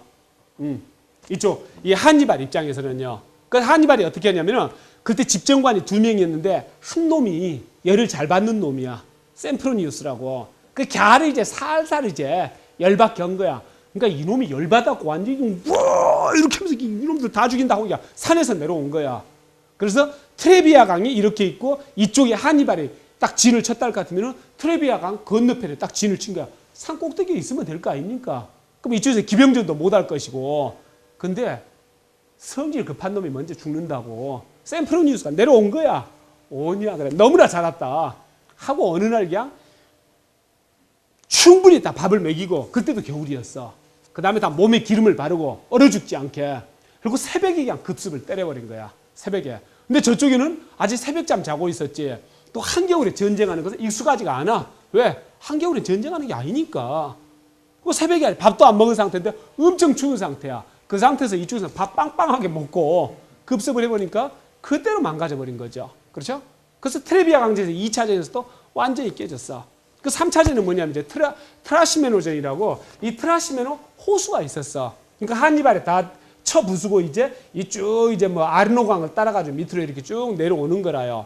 내려오는데 뒤에서 보니까 그러니까 딱 보니까 이 로마 집정관이 뒤에서 추격을 해오는 거야. 대군을 끌고 추격을 해오는 거야. 그래서 니네들 잘 걸렸다 해가지고 트라시메노 호수가 있는데 호수가 새벽이 되면은 안개가 끼지 않습니까? 그렇죠? 그 자기가 다 이제 정보원들 보내고 딱 계산해 보니까 얘네들이 지금 빠른 속도로 이제 추격을 해오고 있어. 한니발군을. 그래서 추격을 해오고 있는데 얘네들이 도착하는 때가 딱 새벽녘이나 되겠어요, 여기에. 그래서 어떻게 하냐면은 바로 이쪽에서는 호수가 있고 이쪽은 산이죠. 산에다 매복을 하는 거야. 매복을. 그리고 아침 새벽 안개가 호수에 자욱이 끼니까 안 보이지 않습니까? 근데 여기서 25,000 군사가 그냥 이제 막 빨리 따라잡으려고 막 쫓아오는 거지. 로마 군사들이. 그래서 호수가 있고 산이 있고 이게 매복되어 있는 상태에서 그 호수가 여기에 전체가 다 들어왔을 때 양쪽 끝을 막아버린 거야. 그리고 산에서 그냥 밀어붙인 거야. 그러니까 25,000명 중에서 17,000명이 호수로 빠져갖고 죽어버렸어. 그러니까 완전히 이쪽에서 거의 피해 없이 그게 트라시메노 이제 호수적인 거라요. 트라시메노전. 그러니까 우리가 손자병법에서 전쟁에서 이기기 위해서는 5가지 요소가 필요합니다. 도, 천, 지, 장, 법. 도가 뭡니까? 명분이 있어야 돼. 명분. 명분이 없으면은 한 2명은 제가 좁혀가지고 같이 행동하게 할 수가 있는데 이 정도 숫자만 돼도 명분이 없는 이상 이분들이 나하고 같이 행동을 하지를 않아. 그렇죠? 신용만 한다 할 것 같으면 이길 수 있겠습니까? 전쟁이 아니야. 회사를 제가 운영을 해. 사장이 명분이 없어. 할 수가 없다는 이야기죠. 도가 명분입니다. 천, 하늘의 기후. 지는 뭡니까? 땅, 지형. 그 다음에 장, 장수의 능력. 그러니까 법이 뭡니까? 군기라든지 그런 걸 말해. 그렇죠? 도천지장법. 그래서 바로 천하고 지를 이제 활용을 항상 하는 게 이 전법에 들어가는 거죠. 한신도 마찬가지예요. 한신도 전쟁의 귀신이죠. 그래서 주로 한신이 싸울 때는 항상 옆에 뭐가 있냐면은 강이 있습니다. 강이요. 아시겠죠? 을지문덕도 강을 이용하는 거죠. 바로 도, 천, 지. 예. 전략에 있어서 바로 그 지형지물을 이용하는 거. 굉장히 중요한 거죠. 어쨌든 트라시메노전에서 그렇게 지고 난 다음에 로마에서 보니까 왜 안 되겠어. 이러다 다 죽게 생겼어. 그래서 그때 이제 이 한니발 군은 이제 트라시메노전에서 깨고 난 다음에 느긋하게 있죠. 아드리아해 쪽으로 이제 빠져가지고 그 이제 로마군들 얘네들이 이제 뭐 아예 보급이 없지 않습니까? 현지에서 다 보급해야 돼. 옷도 현지에서 보급해야지. 그러면 식량도 보급해야지. 군사도 현지에서 보급을 해. 그럴 수밖에 없는 상황인 거야. 그러니까 그 열악한 상황에서 이기는 거예요. 그래서 로마 군대 17,000명을 죽였으니까 걔네들 옷을 다 벗겨가지고 이쪽 아드리아 이쪽으로 빠져가지고 다 로마 군사 옷을 다 이제 바꿔 입은 거라고. 새 옷 입으니까 좋네. 오랜만에 새 옷 입네 하고 이제 싱글벙글 하는 거죠. 근데 로마 쪽에서 보니까 똑같은 옷을 입었잖아. 그럼 전쟁을 어떻게 한대요? 전쟁을. 축구 게임을 하는데 똑같이 입었어. 쟤네들도 필승 코리아를, 우리도 필승 코리아. 안 되죠. 이놈이 저놈 같고. 그래서 로마 군대를 어떻게 합니까? 아쉬운 놈이 샘파야죠. 로마에서 갑자기 명령이 다 떨어진 거야. 야, 앞으로 아침마다 면도해. 알았지? 옷을 똑같이 입고 있으니까. 그래서 아쉬운 놈이 샘판다고 이제 로마 군대는 그때부터 아침마다 면도하는 게 일인 거야. 이렇게 해서 이제 전쟁을 가는 거죠. 근데 이렇게 되는데 로마 쪽에서 아무래도 안 되겠어. 그 장수를 바꿉니다. 파비우스 막시무스로. 파비우스 막시무스. 영국의 페이비안 협회라고 있었어요. 그러니까 노동당, 예를 들면 그 조직이라고 보면 돼요. 페이비안 협회. 그러니까 페이비안 협회는 뭐냐면은 우리는 다 사회주의로 가는데 점진적으로 간다. 이게 페이비안 협회야. 그렇죠? 점진적으로. 페이비안. 그 페이비안이 어디서 나왔냐면은 이 파비우스에서 나왔어. 그 파비우스 막시무스는 나이든 이제 장군이야. 그래 얘를 장군으로 딱 세워놨더니 그다음부터 파비우스 막시무스는 어떻게 하냐면은 한니발하고 싸움을 안 해. 에? 그러니까 로마 쪽에서는 원로원에서 난리가 난 거지. 왜 싸움을 안 해? 싸움을 하고 이겨야지. 파비우스는 뭔 작전이냐면 지연작전이야. 한니발 군들이 이미 지쳤거든. 보급도 제대로 안 이루어지고 있거든. 가면 이쪽 저쪽 막 왠가 잡탕들이 다 모여 있어가지고 탈영병도 많거든. 그 싸우지 않고 질질 끌면서 지치게 할 것 같으면 이쪽이 이길 수 있다는 이야기야. 이게 바로 페이비안 협회 정신이고 점진적으로 파비우스 막시무스 이름에서 나온 거죠. 그 파비우스 막시무스가 그렇게 하는 거야. 그러니까 한니발은 완전히 허를 찔린 거야. 제일 무서운 게 파비우스 막시무인 거야. 아니 싸워야지 식량을 확보하잖아. 그렇죠? 싸워야지 옷을 확보하잖아. 싸워야지 군사를 확보하잖아. 근데 싸울 수가 없는데 쫓아가면 없어지고 쫓아가면 없어지고. 그렇죠? 근데 로마 원로원에서는 어떻게 했을까요? 파비우스 막시무스 해고시켜버렸어. 그 다리 이제 이 콧김 잘 부는 놈, 힘센 놈 두 놈을 딱 집정관으로 딱 앉혔어. 그때 어떻게 됩니까? 이놈들이 분기탱천해가지고 주 안방 붙어보자 해가지고 붙은 게 뭐냐면은 칸나의 전투입니다. 칸나의 전투. 근데 칸나이라는 데는요 곡식 창고가 있었어요. 근데 이쪽 한니발은요 그때 칸나의 전투를 하기 전에 곡식이 그러니까 식량이 한 10일 정도 치밖에 없었어. 그러니까 10일 정도 파비우스 막시무스가 질질 끌면 애들 굶어 죽어 이제. 근데 파비우스 막시무스 해고하고 이 분기탱천한 놈 두 놈을 딱 집정관을 시켜놨더니 이놈들 씩씩하지. 좋아 우리가 한판 붙는다고. 그럼 한니발이 제일 먼 붙어 있을까? 칸나의 곡식 창고부터 확보를 한 거라. 곡식을 딱 확보했으니까 이제 게임이 되는 거죠. 그래서 이제 조그만 이제 잽을 이제 여러 번 하는 거죠. 잽을 주고받고 하는 거죠. 거기서 여러 번 줘. 그러니까 두 놈이서 신난 거야. 자꾸 오판을 시키는 거죠. 오판을 두 놈한테. 그래서 그 바로 옆에 강 이름이 뭐야? 오판토강이라고. 그러니까 이게 한국말로 만든 거예요. 오판토강 옆에서 여러 번 져줬어. 작은 싸움에서. 그러니까 두 놈에서 분기탱천한 거야. 그 다음에 이제 칸나에서 이쪽은 8만 명 보병 로마가. 그 다음에 기병 7,200명 7,200명인가. 가면 이쪽은 그쪽 절반밖에 안 돼 군사가. 그리고 붙은 거야. 결과는 어떻게 됐을까? 로마군이 7만 명이 죽었어. 7만 명이. 그러니까 완전히 글자들이 개박살이 난 거야. 그게 그 유명한 칸나의 전투야. 칸나의 전투. 그러니까 전쟁사에서 항상 칸나의 전투가 나오지. 그래서 완전히 박살나고 난 다음에 로마가 그냥 완전히 정신이 번쩍 드는 거거든. 그 다음부터 완전 작전을 바꿔갖고 어떻게 하냐면은 싸움을 안 해 한니발하고. 그러면서 계속 이제 이 보급로만 끊고 있는 거야. 보급로만. 이런 상태였습니다. 아시겠죠? 그래서 그게 이제 2차 이제 포이니 전쟁이 있었고 전반기입니다. 근데 후반기에 접어들면서 어떻게 되냐면은 드디어 전쟁의 천재인 또 스키피오가 이쪽에서 등장을 합니다. 푸블리우스, 코르넬리우스, 스키피오라는 인물이. 그래서 그 스키피오가 어떻게 하냐면은 바로 에스파냐 카르타헤나를 바로 공격을 들어가 버리는 거라. 카르타헤나. 그러니까 이쪽 죄를 쳐버리는 거라. 그래서 그때 예를 들면 그쪽에서는 걔가 쳐들어온다고 그래 한 달 정도 걸리겠네. 근데 그래서 기간을 팍 줄여가지고 속공전으로 나간 거야. 속공전으로. 그래 가가지고 그대로 가서 카르타헤나를 친 거라. 굉장히 많은 사람들이 죽은 거죠. 저쪽에 한 15,000명 죽고 한 2만 명 이렇게 포로를 잡았던가 그렇게 해서 그게 이제 바이쿨라전이야. 그래서 2차 포니 전쟁 들어서는 처음으로 로마가 이긴 거라. 근데 그때 이제 이 한니발의 동생인 하스드루발이 여기서 한니발을 구하겠다고 이 알프스산을 건너서 이렇게 왔어. 근데 한니발이 생각했던 시점보다 더 빨리 넘어왔어. 그래서 한니발은 애랑 합해가지고 지원군이 왔으니까 합해가지고 로마하고 싸워야 될 거 아닙니까?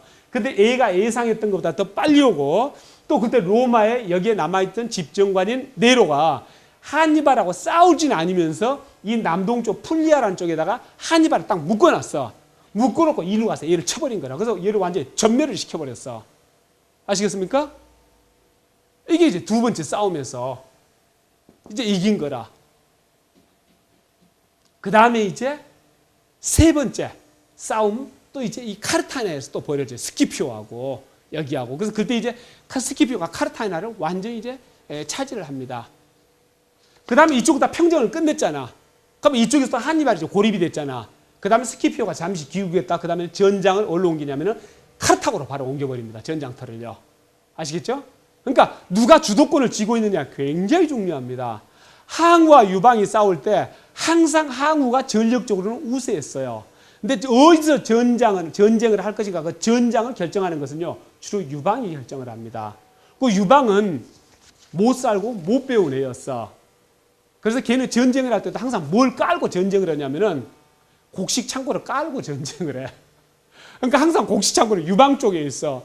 그러니까 분명 포위는 유방이 당해 있는데 아쉬운 놈은 항우 쪽이야. 그러니까 도둑놈 한 놈이 있어. 도둑놈 한 놈이. 경찰이 10명이 쫓아. 그 10명이 한 명을 못 잡는다는 이야기야. 왜? 도망가는 방향을 얘가 정하거든. 그렇죠? 항상 유방이 정했어. 굉장히 중요합니다. 전쟁에서요. 그렇죠? 뭐 많은 애가 있는데 시간 관계상 그 정도 말씀드리고. 그래서 이 스키피오가 그 전까지는 한니발이 정했잖아. 전장터를 지 마음대로. 근데 이제 스키피오가 이쪽으로 딱 옮겨버린 거야. 그러니까 카르타고에서는 난리가 났지. 야, 빨리 들어와라 해가지고 이제 허겁지겁 이제 한니발이 들어오는 거죠. 근데 이 온갖 잡동사니가 다 모여져 있는 군대 아닙니까? 우리 카르타고는 들어가기 싫습니다. 이렇게 하는 거야. 그래서 2만 명을 처형을 하고 그냥 15,000명 정도 군사를 데리고 일로 들어옵니다. 그래서 여기서 벌어진 게 자마 전투야. 근데 여기서 스키피오는 어떻게 하냐면은 이 누미디아 군을 자기 쪽으로 다 돌려. 아시겠죠? 자기 쪽으로 다 돌려. 그러면서 이 카르타고 군보다 10,000명 정도가 더 적었어. 스키피오 군이. 그럼에도 불구하고 스키피오가 이기는 거죠. 그래서 카르타고 입장에서 나중에 딱 질 것 같으니까 어떻게 되냐면은 일부 세력들이 한니발을 죽여가지고 목을 바치자 스키피오한테 그리고 빌자 이렇게 나온 거야. 그러니까 그걸 알고 한니발이 어떻게 됩니까? 목숨을 바쳐서 지금까지 지켜왔던 조국이 한니발을 버린 거야. 그래서 한니발은 이렇게 가가지고 크레타로 가가지고 크레타에서 소아시아로 가가지고 여기서 한 20년 정도 살다가 결국 독배를 마시고 죽습니다. 전쟁 천재 한니발은. 그 다음 그 한 6개월 뒤에 이 스키피오도 죽죠. 그게 바로 2차 포에니 전쟁입니다. 아시겠죠? 그래서 2차 포에니 전쟁에서 이김으로 해가지고 1차 포에니 전쟁에서 이 시칠리아에 대한 권리만 로마가 가져갔다면은 2차 포에니 전쟁에 이김으로 해가지고 이제 지중해까지 이제 넓히는 거죠. 크게요. 그래서 3차전은 이제 뭐냐면은 이제 그 누미디아에 그 왕이 있어요. 근데 야가 자꾸 카르타고를 찔벅거리는 거야. 자꾸 귀찮게 하는 거야. 근데 카르타고 입장에서 그래서 로마한테 루미디아의 그 3인이사 아무튼 그 왕 야가 자꾸 우리 귀찮게 하는데 좀 그거 좀 말겨달라. 근데 얘네들은 동맹국이거든 로마. 그 로마는 별로 이제 신경 안 쓴 거라. 이제 그러다가 이제 카르타고가 로마한테 배상금을 다 갚았어. 배상금 다 갚고 나니까 어떻습니까? 이제 의무가 없는 거야. 이제 전쟁에서 졌으니까 배상금을 갚기로 약속을 했던 거 아닙니까? 그러니까 그 약속을 다 지켰어. 이제 나도 독립국이야. 그래서 여기하고 이제 싸움을 이제 벌린 거라. 그러니까 누미디아가 아이고 우리 좀 살려주세요 하고 로마한테 이제 SOS 치니까 로마가 카르타고를 이제 응징을 하는 거죠. 그래서 카르타고한테 딱 사람을 보내가지고 카르타고 시에서 다 퇴거를 해라. 그러니까 카르타고 시는 완전히 불을 질러가지고 완전히 시를 없애라고 명령을 내리는 거야. 그러니까 카르타고가 그렇게는 못하겠는데 겁은 나지만은 그렇게는 못하겠는데 그러니까 로마가 그래? 그러면 전쟁이다 하면서 쳐들어온 거죠. 함대가요. 그래서 카르타고하고 로마하고 첫 번째 함대전이 벌어졌는데 결과는 로마 함대가 완전 멸망당해 버렸어. 그러니까 우리가 로마는 하루아침에 이루어지지 않았다 이렇게 이야기하지 않습니까? 로마 역사를 보면은요 진짜 실감을 합니다. 그리고 왜 CEO들이 로마 제국사를 그렇게 좋아하는지 제가 근데 우리나라 CEO들 말고 읽으니까 제가 이해가 가. 왜 처칠은 로마 제국사에 에드워드 기본의 로마 제국 세망사가 처칠의 이 일테면은 그 교과서 아닙니까? 어려움을 당했을 때마다 이 에드워드 기본의 로마 제국 세망사 읽었는지 제가 100번 공감이 가. 로마는 하루아침에 이루어지지 않았거든. 그리고 수백 번, 수천 번이라도 이 역사 기록에 나오지 않은 또 내용들이 얼마나 많았겠습니까? 로마가 그렇게 안 갈, 그렇게 오랫동안 지속 안 될 상황이나 이유는 너무 많았어. 근데 그때마다 어렵사리, 그때마다 어떻게 극복하면서 2200년 역사를 만든 겁니다. 그래서 그걸 볼 것 같으면 어떤 생각이 드냐면은 조그만 1인 기업이 나중에 대기업으로 성장하는 것을 보는 느낌이에요. 조그만 로마 여기에서 아시겠습니까? 여기서 삼리움 전투, 타렌툼 전투, 이제 포이니 전쟁까지 왔죠? 그렇죠? 이렇게 하면서 키워나가는 거야. 그러니까 그때마다 최선을 다하지 않으면은요, 안심할 수 있는 시기는 그 어느 때도 없습니다. 그래서 이제 3차전에서 그렇게 해서 로마가 그렇게 명령을 하니까 카르타고 못하겠다. 그래서 로마가 쳐들어갔는데 로마 함대가 다 깨져버린 거야. 그래서 그 다음에 이제 로마가 뭐 하냐면 봉쇄작전으로 들어갑니다. 우리가 북한을 이렇게 압박을 하는데 뭐 합니까? 구자 동결을 시키지 않습니까? 그다음에 북한하고는 무역하지 말라고 이렇게 하지 않습니까? 그렇죠? 그건 아주 고전적인 수법이에요. 고전적인 수법. 그래서 여기서 어떻게 하냐면은 로마가 이 카르타고 주변에다 성을 쌓습니다. 그거 완전 막아버리는 거야. 채소 들어갈 수 없어. 과일도 들어갈 수 없어. 아무것도 들어갈 수가 없어. 그러면 항구를 봉쇄해버리는 거야. 아시겠죠?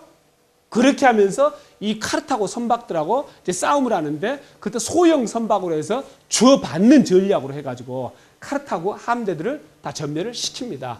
그 다음에 어떻게 하냐면은 이 카르타고 시에 화공전으로 들어갑니다. 화공전. 불로 다 싹 질러버리는 거야. 불로. 17일간.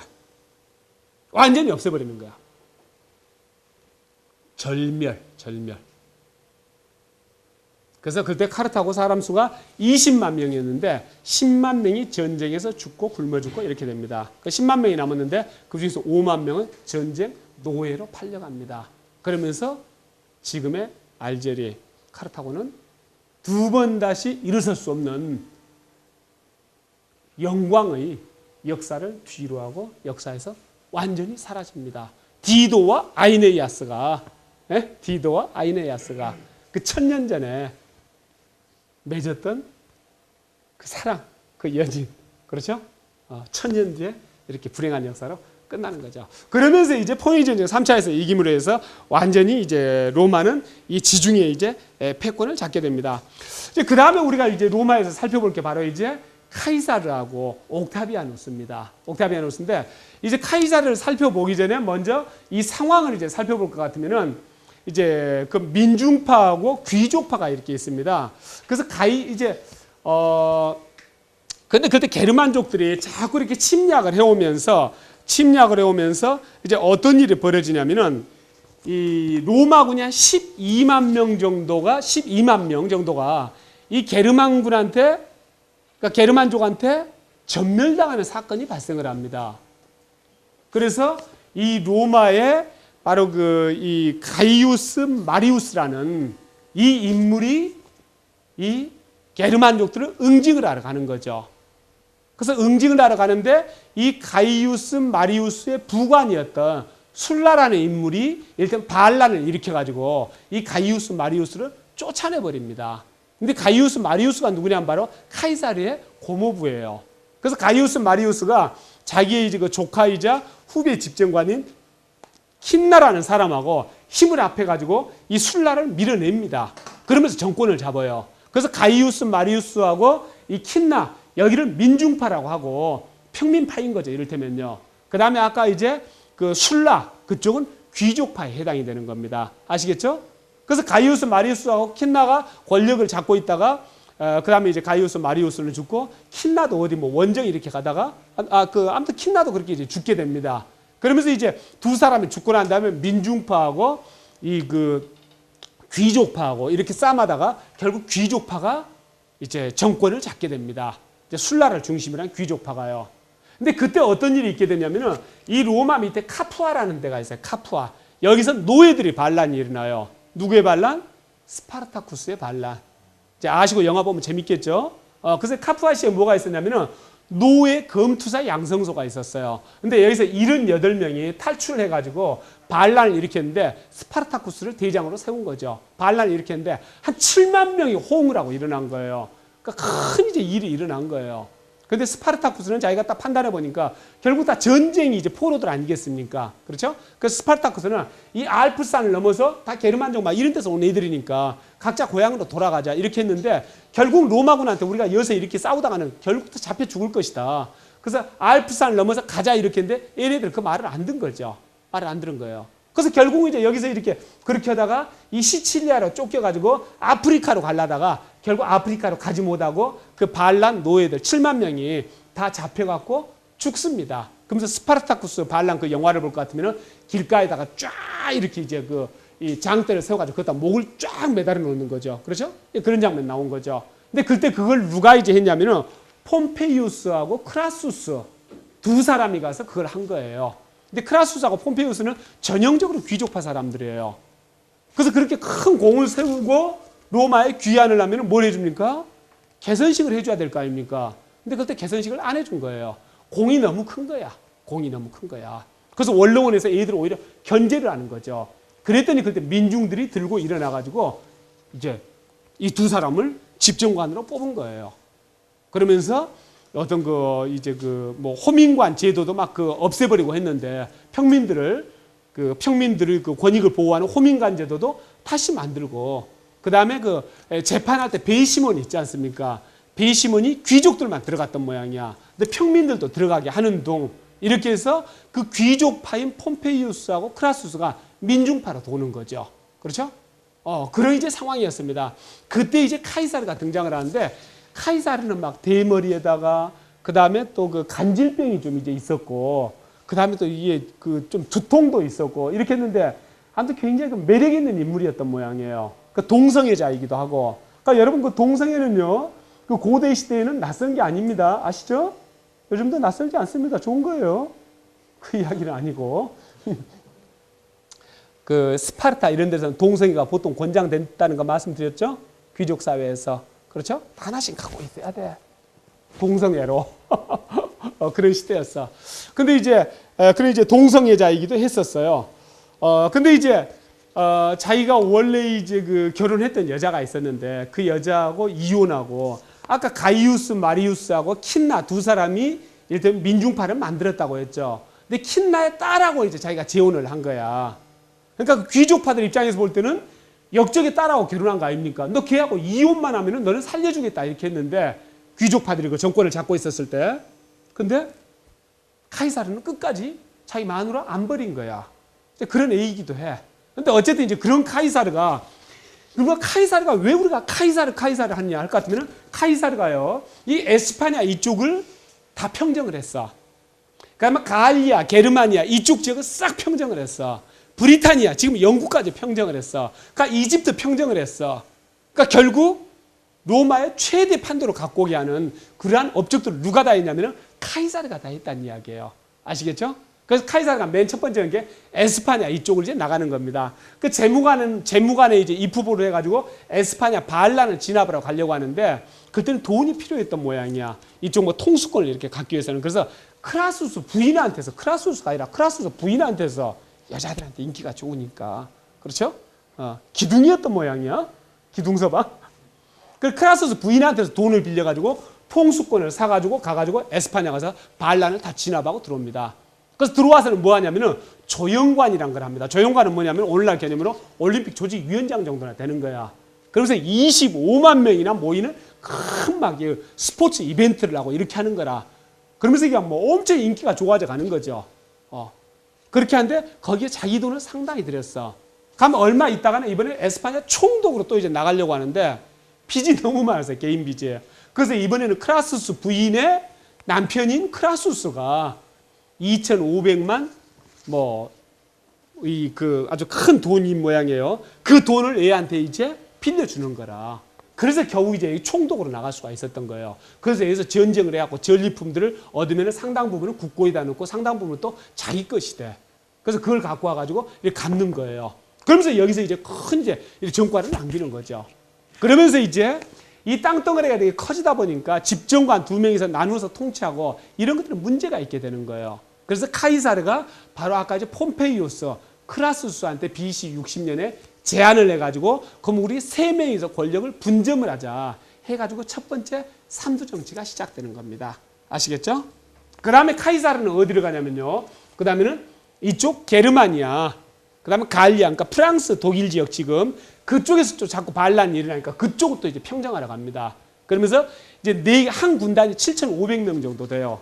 근데 이제 정부 돈으로 3만 명 4개 군단을 형성을 하고 또 자기 돈으로 4개 군단을 형성을 하는 거라.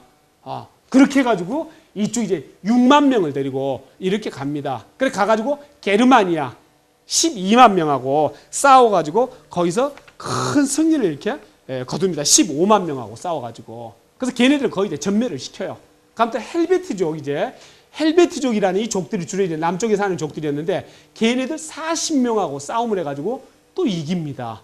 그래서 헬베티족들은 앞으로 우리가 로마에 절대적으로 충성하겠다. 절대 반란을 안 일으키겠다.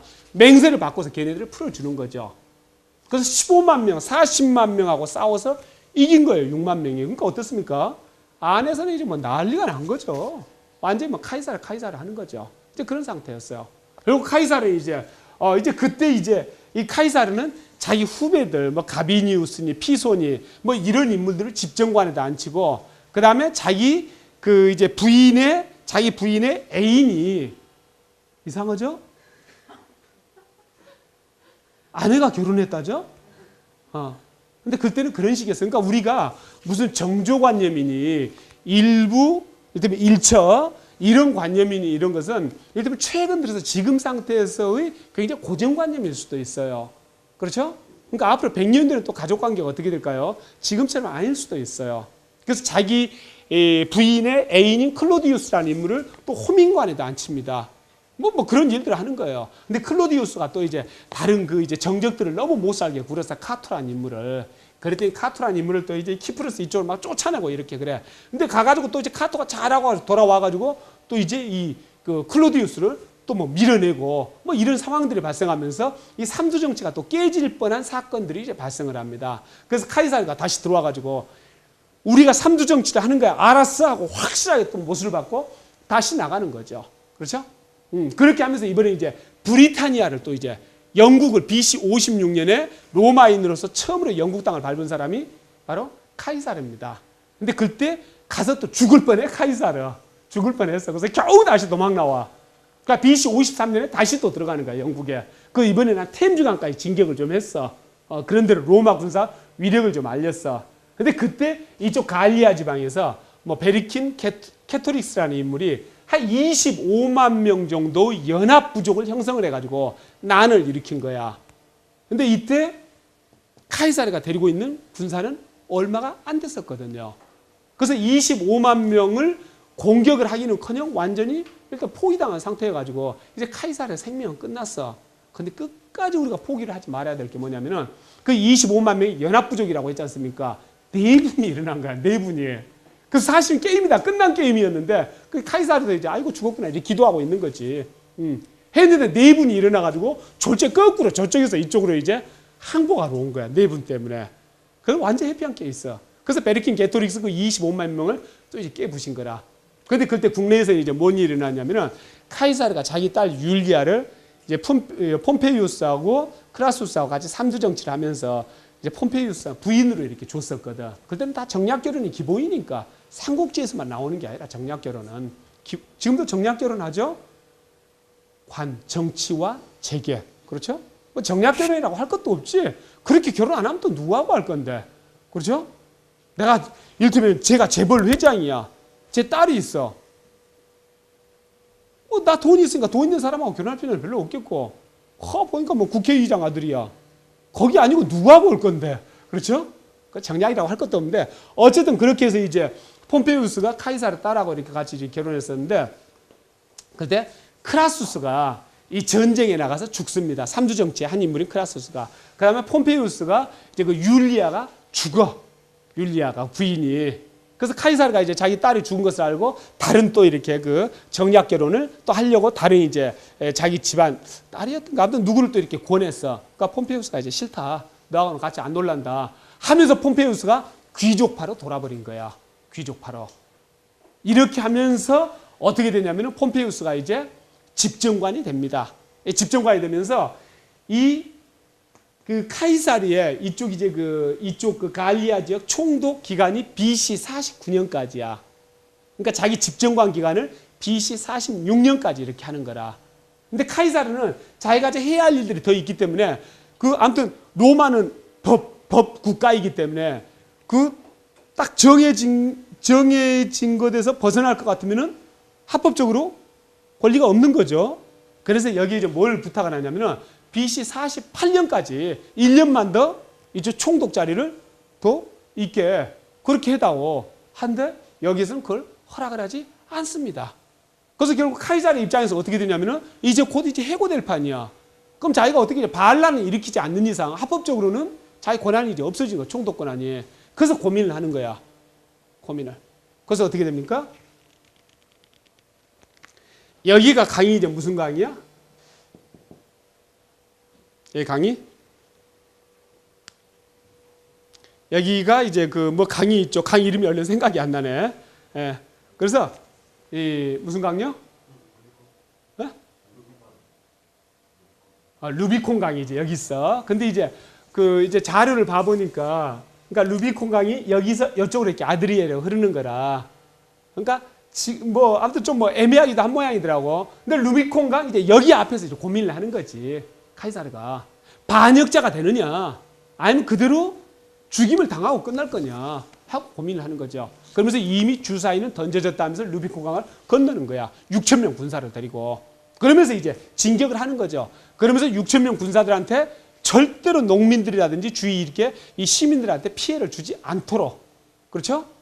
유방과 항우에서 왜 유방이 이겼을까요? 항우가 지고 진나라 수도로 들어갔지 않습니까? 유방이 먼저 들어갔지 않습니까? 한 게 뭡니까? 절대로 민간한테 피해를 주지가 않고 피해 주지 않고 그 다음에 그 당시 진나라 그러니까 그 진시 왕제의 일테면은 뭡니까? 손자죠. 손자인 자영이 이제 3대 왕이었죠. 그 왕도 죽이지 않고 그대로 살려놨죠. 약탈도 전혀 하지 않고 군사들 다 지켜갖고 엄중하게 지키고 그렇게 했던 거죠. 그러니까 나중에 항우는 들어와서 어떻게 했습니까? 닥친 대로 다 죽이고 다 불살려버리고 자영 죽여버리고. 그렇죠? 그러니까 결국 민심이 항우한테 가지가 않는 거예요. 다 유방한테 갔던 거죠. 국공 합작전에 중국 공산당이 이 밑에서부터 쭉 위로 올라가 1년 사이에 얼마를 움직였습니까? 9,600km. 대장정 9,600km 오택통이. 근데 9,600km를 1년 사이에 이동한다면 하루에 얼마입니까? 한 28km요? 한 30km 정도를 전쟁을 하면서 이동을 한 거예요. 모택동 부대가. 그러면서 그때 뭐 했냐면은 모든 민심이 모택동 부대한테 다 쏠린 거야. 아시겠습니까? 일체 민간한테 피해를 안 주고. 그러니까 그건 사실 기적이었던 거야. 짱제스 부대는 어땠습니까? 미국에서 지원하죠. 여기저기서 지원하고 모택동 부대는 여기하고 게임이 안 됐거든. 근데 뭐냐면은 명분 싸움에서 진 거라. 여기는 부정부패에다가 그 다음에 중국 백성들을 생각할 때 자기 편이 아니야. 아시겠습니까? 근데 모택동 부대는 9,600km를 1년간 이동을 하면서 어떻게 했습니까? 거기서 민심을 다 얻은 거야. 그 전략은 어디서 나왔을까요? 유방 전략. 유방 전략. 그러니까 그냥 도망간 게 아니라 중국 대륙 전체가 모택동 쪽으로 다 몰리게 하면서 도망을 간 거라. 아시겠습니까? 여기서도 마찬가지죠. 여기서도.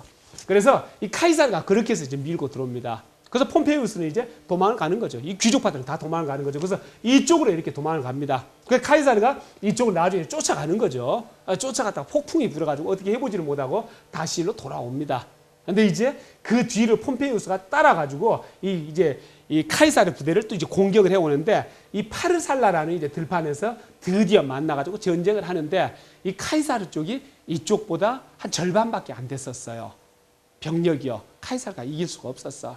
그래서 항상 나오는 이야기가 뭐냐면은 그 파르살라 전투에서 카이사르 부대는 그 그러니까 흙이 묻은 그 보리와 또 뭡니까? 양배추를 씹어 먹으면서 견디면서 드디어 그거 먹으면서 견뎌내면서 폼페이우스 부대를 쳐부쉈다는 이야기죠. 게임도 안 될 정도로 이렇게 훨씬 더 많은 숫자인데 그걸 이긴 거예요. 그러니까 어떻습니까? 고비가 수억 번 있었던 거예요. 그러면서 이제 폼페이우스가 이제 어디로 도망가냐면은 바로 이 일로 도망갑니다. 알렉산드리아로. 아시겠죠? 그 다음에 이제 카이사르는 바로 걔네들이 이제 쳐부수고 그 다음에 나중에 이제 시간이 지난 다음에 이쪽으로 쫓아가는 거죠. 그래서 폼페이우스가 알렉산드리아에서 딱 내리니까 그때 알렉산드리아는 누가 다스리고 있었냐면은 프톨레마이오스 13세라고 13살짜리 애예요. 그 다음에 이제 클레오파트라 20살 누나가 둘이 결혼해서 공동으로 다스리고 있는 거예요. 이 알렉산드리아, 이집트를 이제 말씀드릴 것 같으면은 이집트는 BC 이를테면 한 3,500년 그때부터 쭉 있어 왔던 이제 국가인 거죠. 그러니까 그렇게 국가 내려오다가 알렉산더가 BC 330년 무렵에 여기를 다 집어먹은 거죠. 알렉산더가 12년 동안 원정을 하면서. 그리고 BC 323년에 죽었어요. 그 알렉산더가 죽고 난 다음에 이 동유럽, 중동, 그 다음에 이 북아프리카 이렇게 되는데 알렉산더의 부하 중에서 안티고누스라는 부하가 이 마케도니아는 이제 차지를 하는 거예요. 그러면 셀레우코스 왕조가 이쪽은 차지를 하고 그다음에 프톨레마이오스라는 부하가 이쪽은 차지를 하는 거예요. 아시겠죠? 그래서 알렉산더가 죽고 난 다음에 세 명의 부하가 셋으로 이렇게 세계를 이제 천하를 나누는 거예요. 그러면서 이제 프톨레마이오스 왕조가 그때부터 시작되는 거죠. 그렇죠? 그러니까 그게 BC 323년에 시작되는 것이고 이 무렵이면 어떻습니까? 지금 BC 한 40 몇 년이었던 거죠. 그러니까 300년 정도가 내려왔던 거죠. 그런데 얘는 전통적으로 이집트는 어떻게 되냐면은 순혈주의여 가지고 형제끼리 결혼을 해 가지고 또 자식을 낳고 왕자리를 물려주고 형제끼리 결혼하고 그렇게 하는 거죠. 그렇죠? 그래서 그때 이제 클레오파트라는 20살짜리였는데 자기 남동생이 13살이었어요.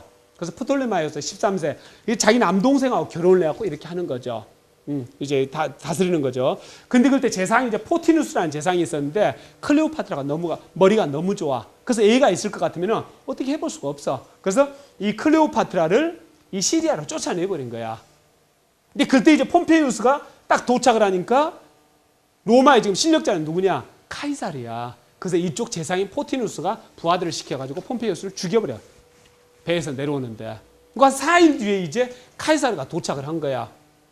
그래서 와가지고 보니까 형제간에 안 좋거든. 그래서 내가 형제간의 관계를 중지하겠다. 하면서 클레오파트라 어딨니? 이렇게 했는데 클레오파트라가 이제 없는 거라. 그러니까 이제 그 프톨레마이오스 13세는 자기 누나가 너무 똑똑하기 때문에 같이 오면 또 정권을 다 빼앗길 거 아닙니까? 그래서 이 알렉산드리아 주변에 완전히 봉쇄를 시켜가지고 아무도 이제 이 카이사르를 만나러 오지 못하게끔 그렇게 봉쇄를 시키는 거죠. 그런데 어느 날 밤 왕실 전용 선착장에 어느 건장한 젊은이가 융단을 똘똘 몰아가지고 딱 메고 이제 나타난 거라. 근데 너는 뭐냐 하니까 카이사르를 보러 왔다. 이건 뭐냐니까 융단이다 보다시피. 그래? 그럼 들어가라. 해가지고 카이사르를 딱 본 거야. 그래서 카이사르한테 나는 당신하고 독대를 하고 싶소. 다 물리쳐 주시오. 그러니까 카이사르가 사라져라. 하고 딱 독대를 한 거야. 그래서 융단을 딱 놓는 거야. 그렇죠? 그래서 발로 해가지고 융단을 팍 이렇게 한 게 아니고 손으로 이제 융단을 쫙 펴니까 그 안에서 비너스가 20살에 미모에 지성에 클레오파트라가 짱 하고 나타나는 거야. 융단 안에서. 그러면 너는 뭐냐? 보니까 이제 클레오파트라인 거야. 그래서 이제 클레오파트라하고 프톨레마이오스 13세 싸마정하고 친하게 지내. 이렇게 하면서 보니까 나쁜 놈이 포티누스 재상이야. 그러니까 포티누스 재상을 이제 죽여버린 거라. 근데 프톨레마이오스 13세가 자기 누나하고 자기하고 같이 공동 통치를 할 수가 없어. 누나가 너무 똑똑하기 때문에. 그래서 어떻게 되냐면은 전 군한테 명령을 내려가지고 알렉산드리아로 다 쳐들어와가지고 카이사르를 죽여라고 명령을 내린 거야. 그러니까 전군이 다 쳐들어오는 거야. 근데 이때 카이사르는 바쁘게 오느라고 군사들을 많이 안 데리고 왔거든. 그러면 이게 워메이 큰일 났어. 그 다음에 또 가지고 온 배도 얘네들한테 뺏기게 생겼어. 그래서 얼른 전략상 배에다 불을 질러버리는 거죠. 그래서 카이사르 배가 다 불이 헐렁 타면서 그 불꽃이 어디까지 가? 영국에서 한국까지 오는 게 아니고 그 불꽃이 알렉산드리아 도서관까지 간 거야. 그래서 알렉산드리아 도서관이 그때 홀라당 타버렸어. 그때 파피루스 책 굉장히 많은 장서들이 보관되어 있던 알렉산드리아 도서관이, 아시겠습니까? 카이사르 때문에 실수를 해가지고 아무튼 그렇게 됩니다. 근데 이제 어떻게 뭐 해볼 수가 없어. 중가부적이니까. 그래서 이쪽에 있는 이제 파로스 섬으로 얼른 도망을 갑니다. 카이사르 가요. 그 도망을 가가지고 이제 에소스를 치는 거죠.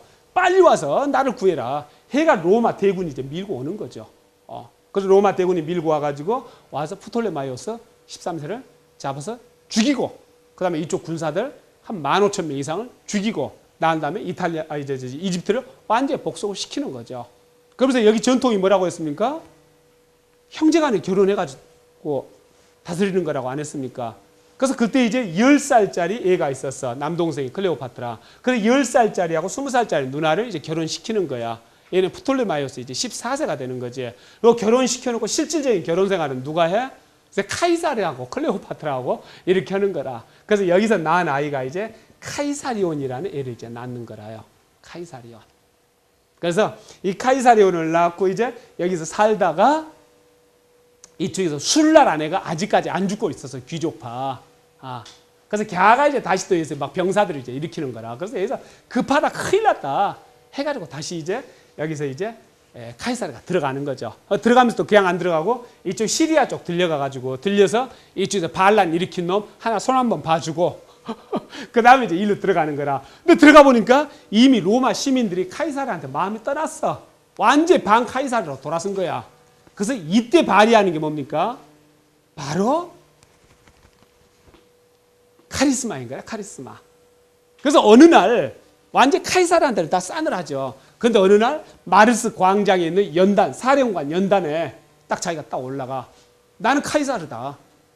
하면서 거기서 일장 연설을 하는 거야. 그 사람들 그 연설을 듣고 껍벅 다 죽는 거야. 그렇게 해서 분위기가 일시에 바뀌어가지고, 일전이 바뀌어가지고 완전히 이제 바뀌는 거죠.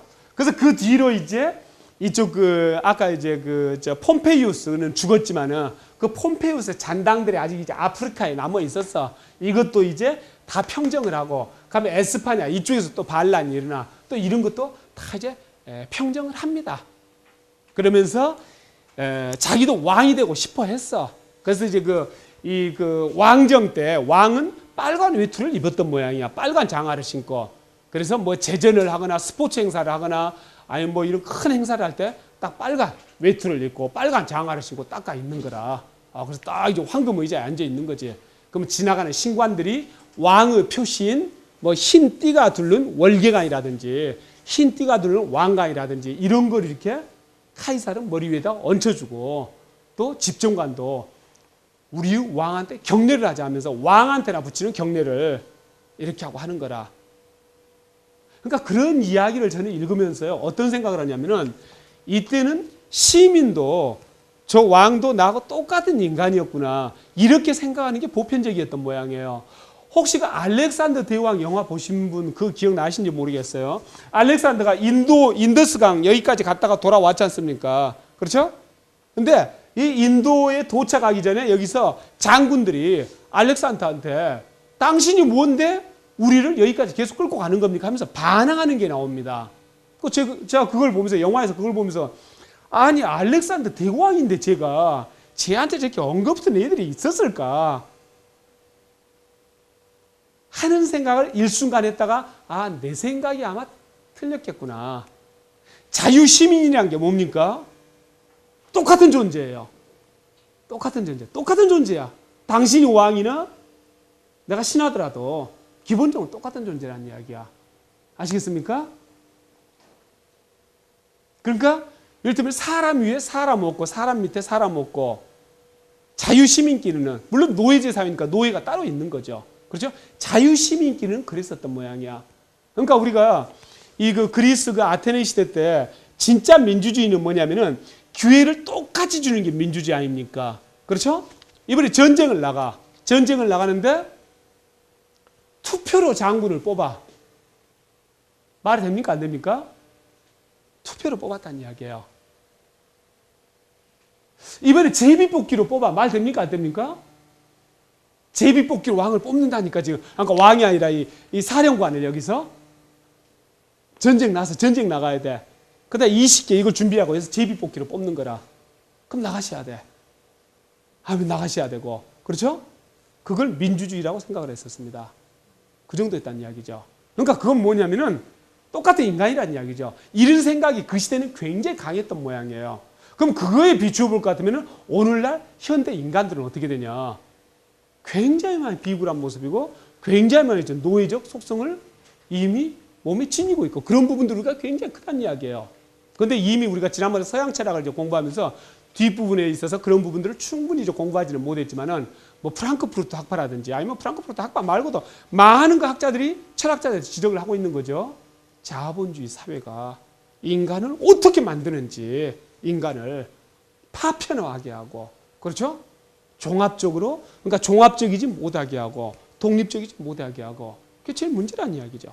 그렇죠? 파편적으로 일을 하면서 그러니까 지금 우리가 가지고 있는 의식, 우리가 가지고 있는 생각으로 이 왕과 어떤 부하의 관계를 생각하면은 그건 또 고정관념일 것 같아요. 제 생각에. 아시겠습니까? 그래서 왕에게는 하는 경례를 요새 이제 카이사르한테 막 하고 했다는 이야기죠. 그런 것들은 놀라운 일이었던 거야, 그때. 그래서 이제 그 알렉산더 그 영화에서도 알렉산더한테 데이드는 그런 것들이 이제 나오는 거죠. 아시겠죠? 그렇게 이제 하면서 결국 카이사르는 황제 자리에 오르지 못하고 죽습니다.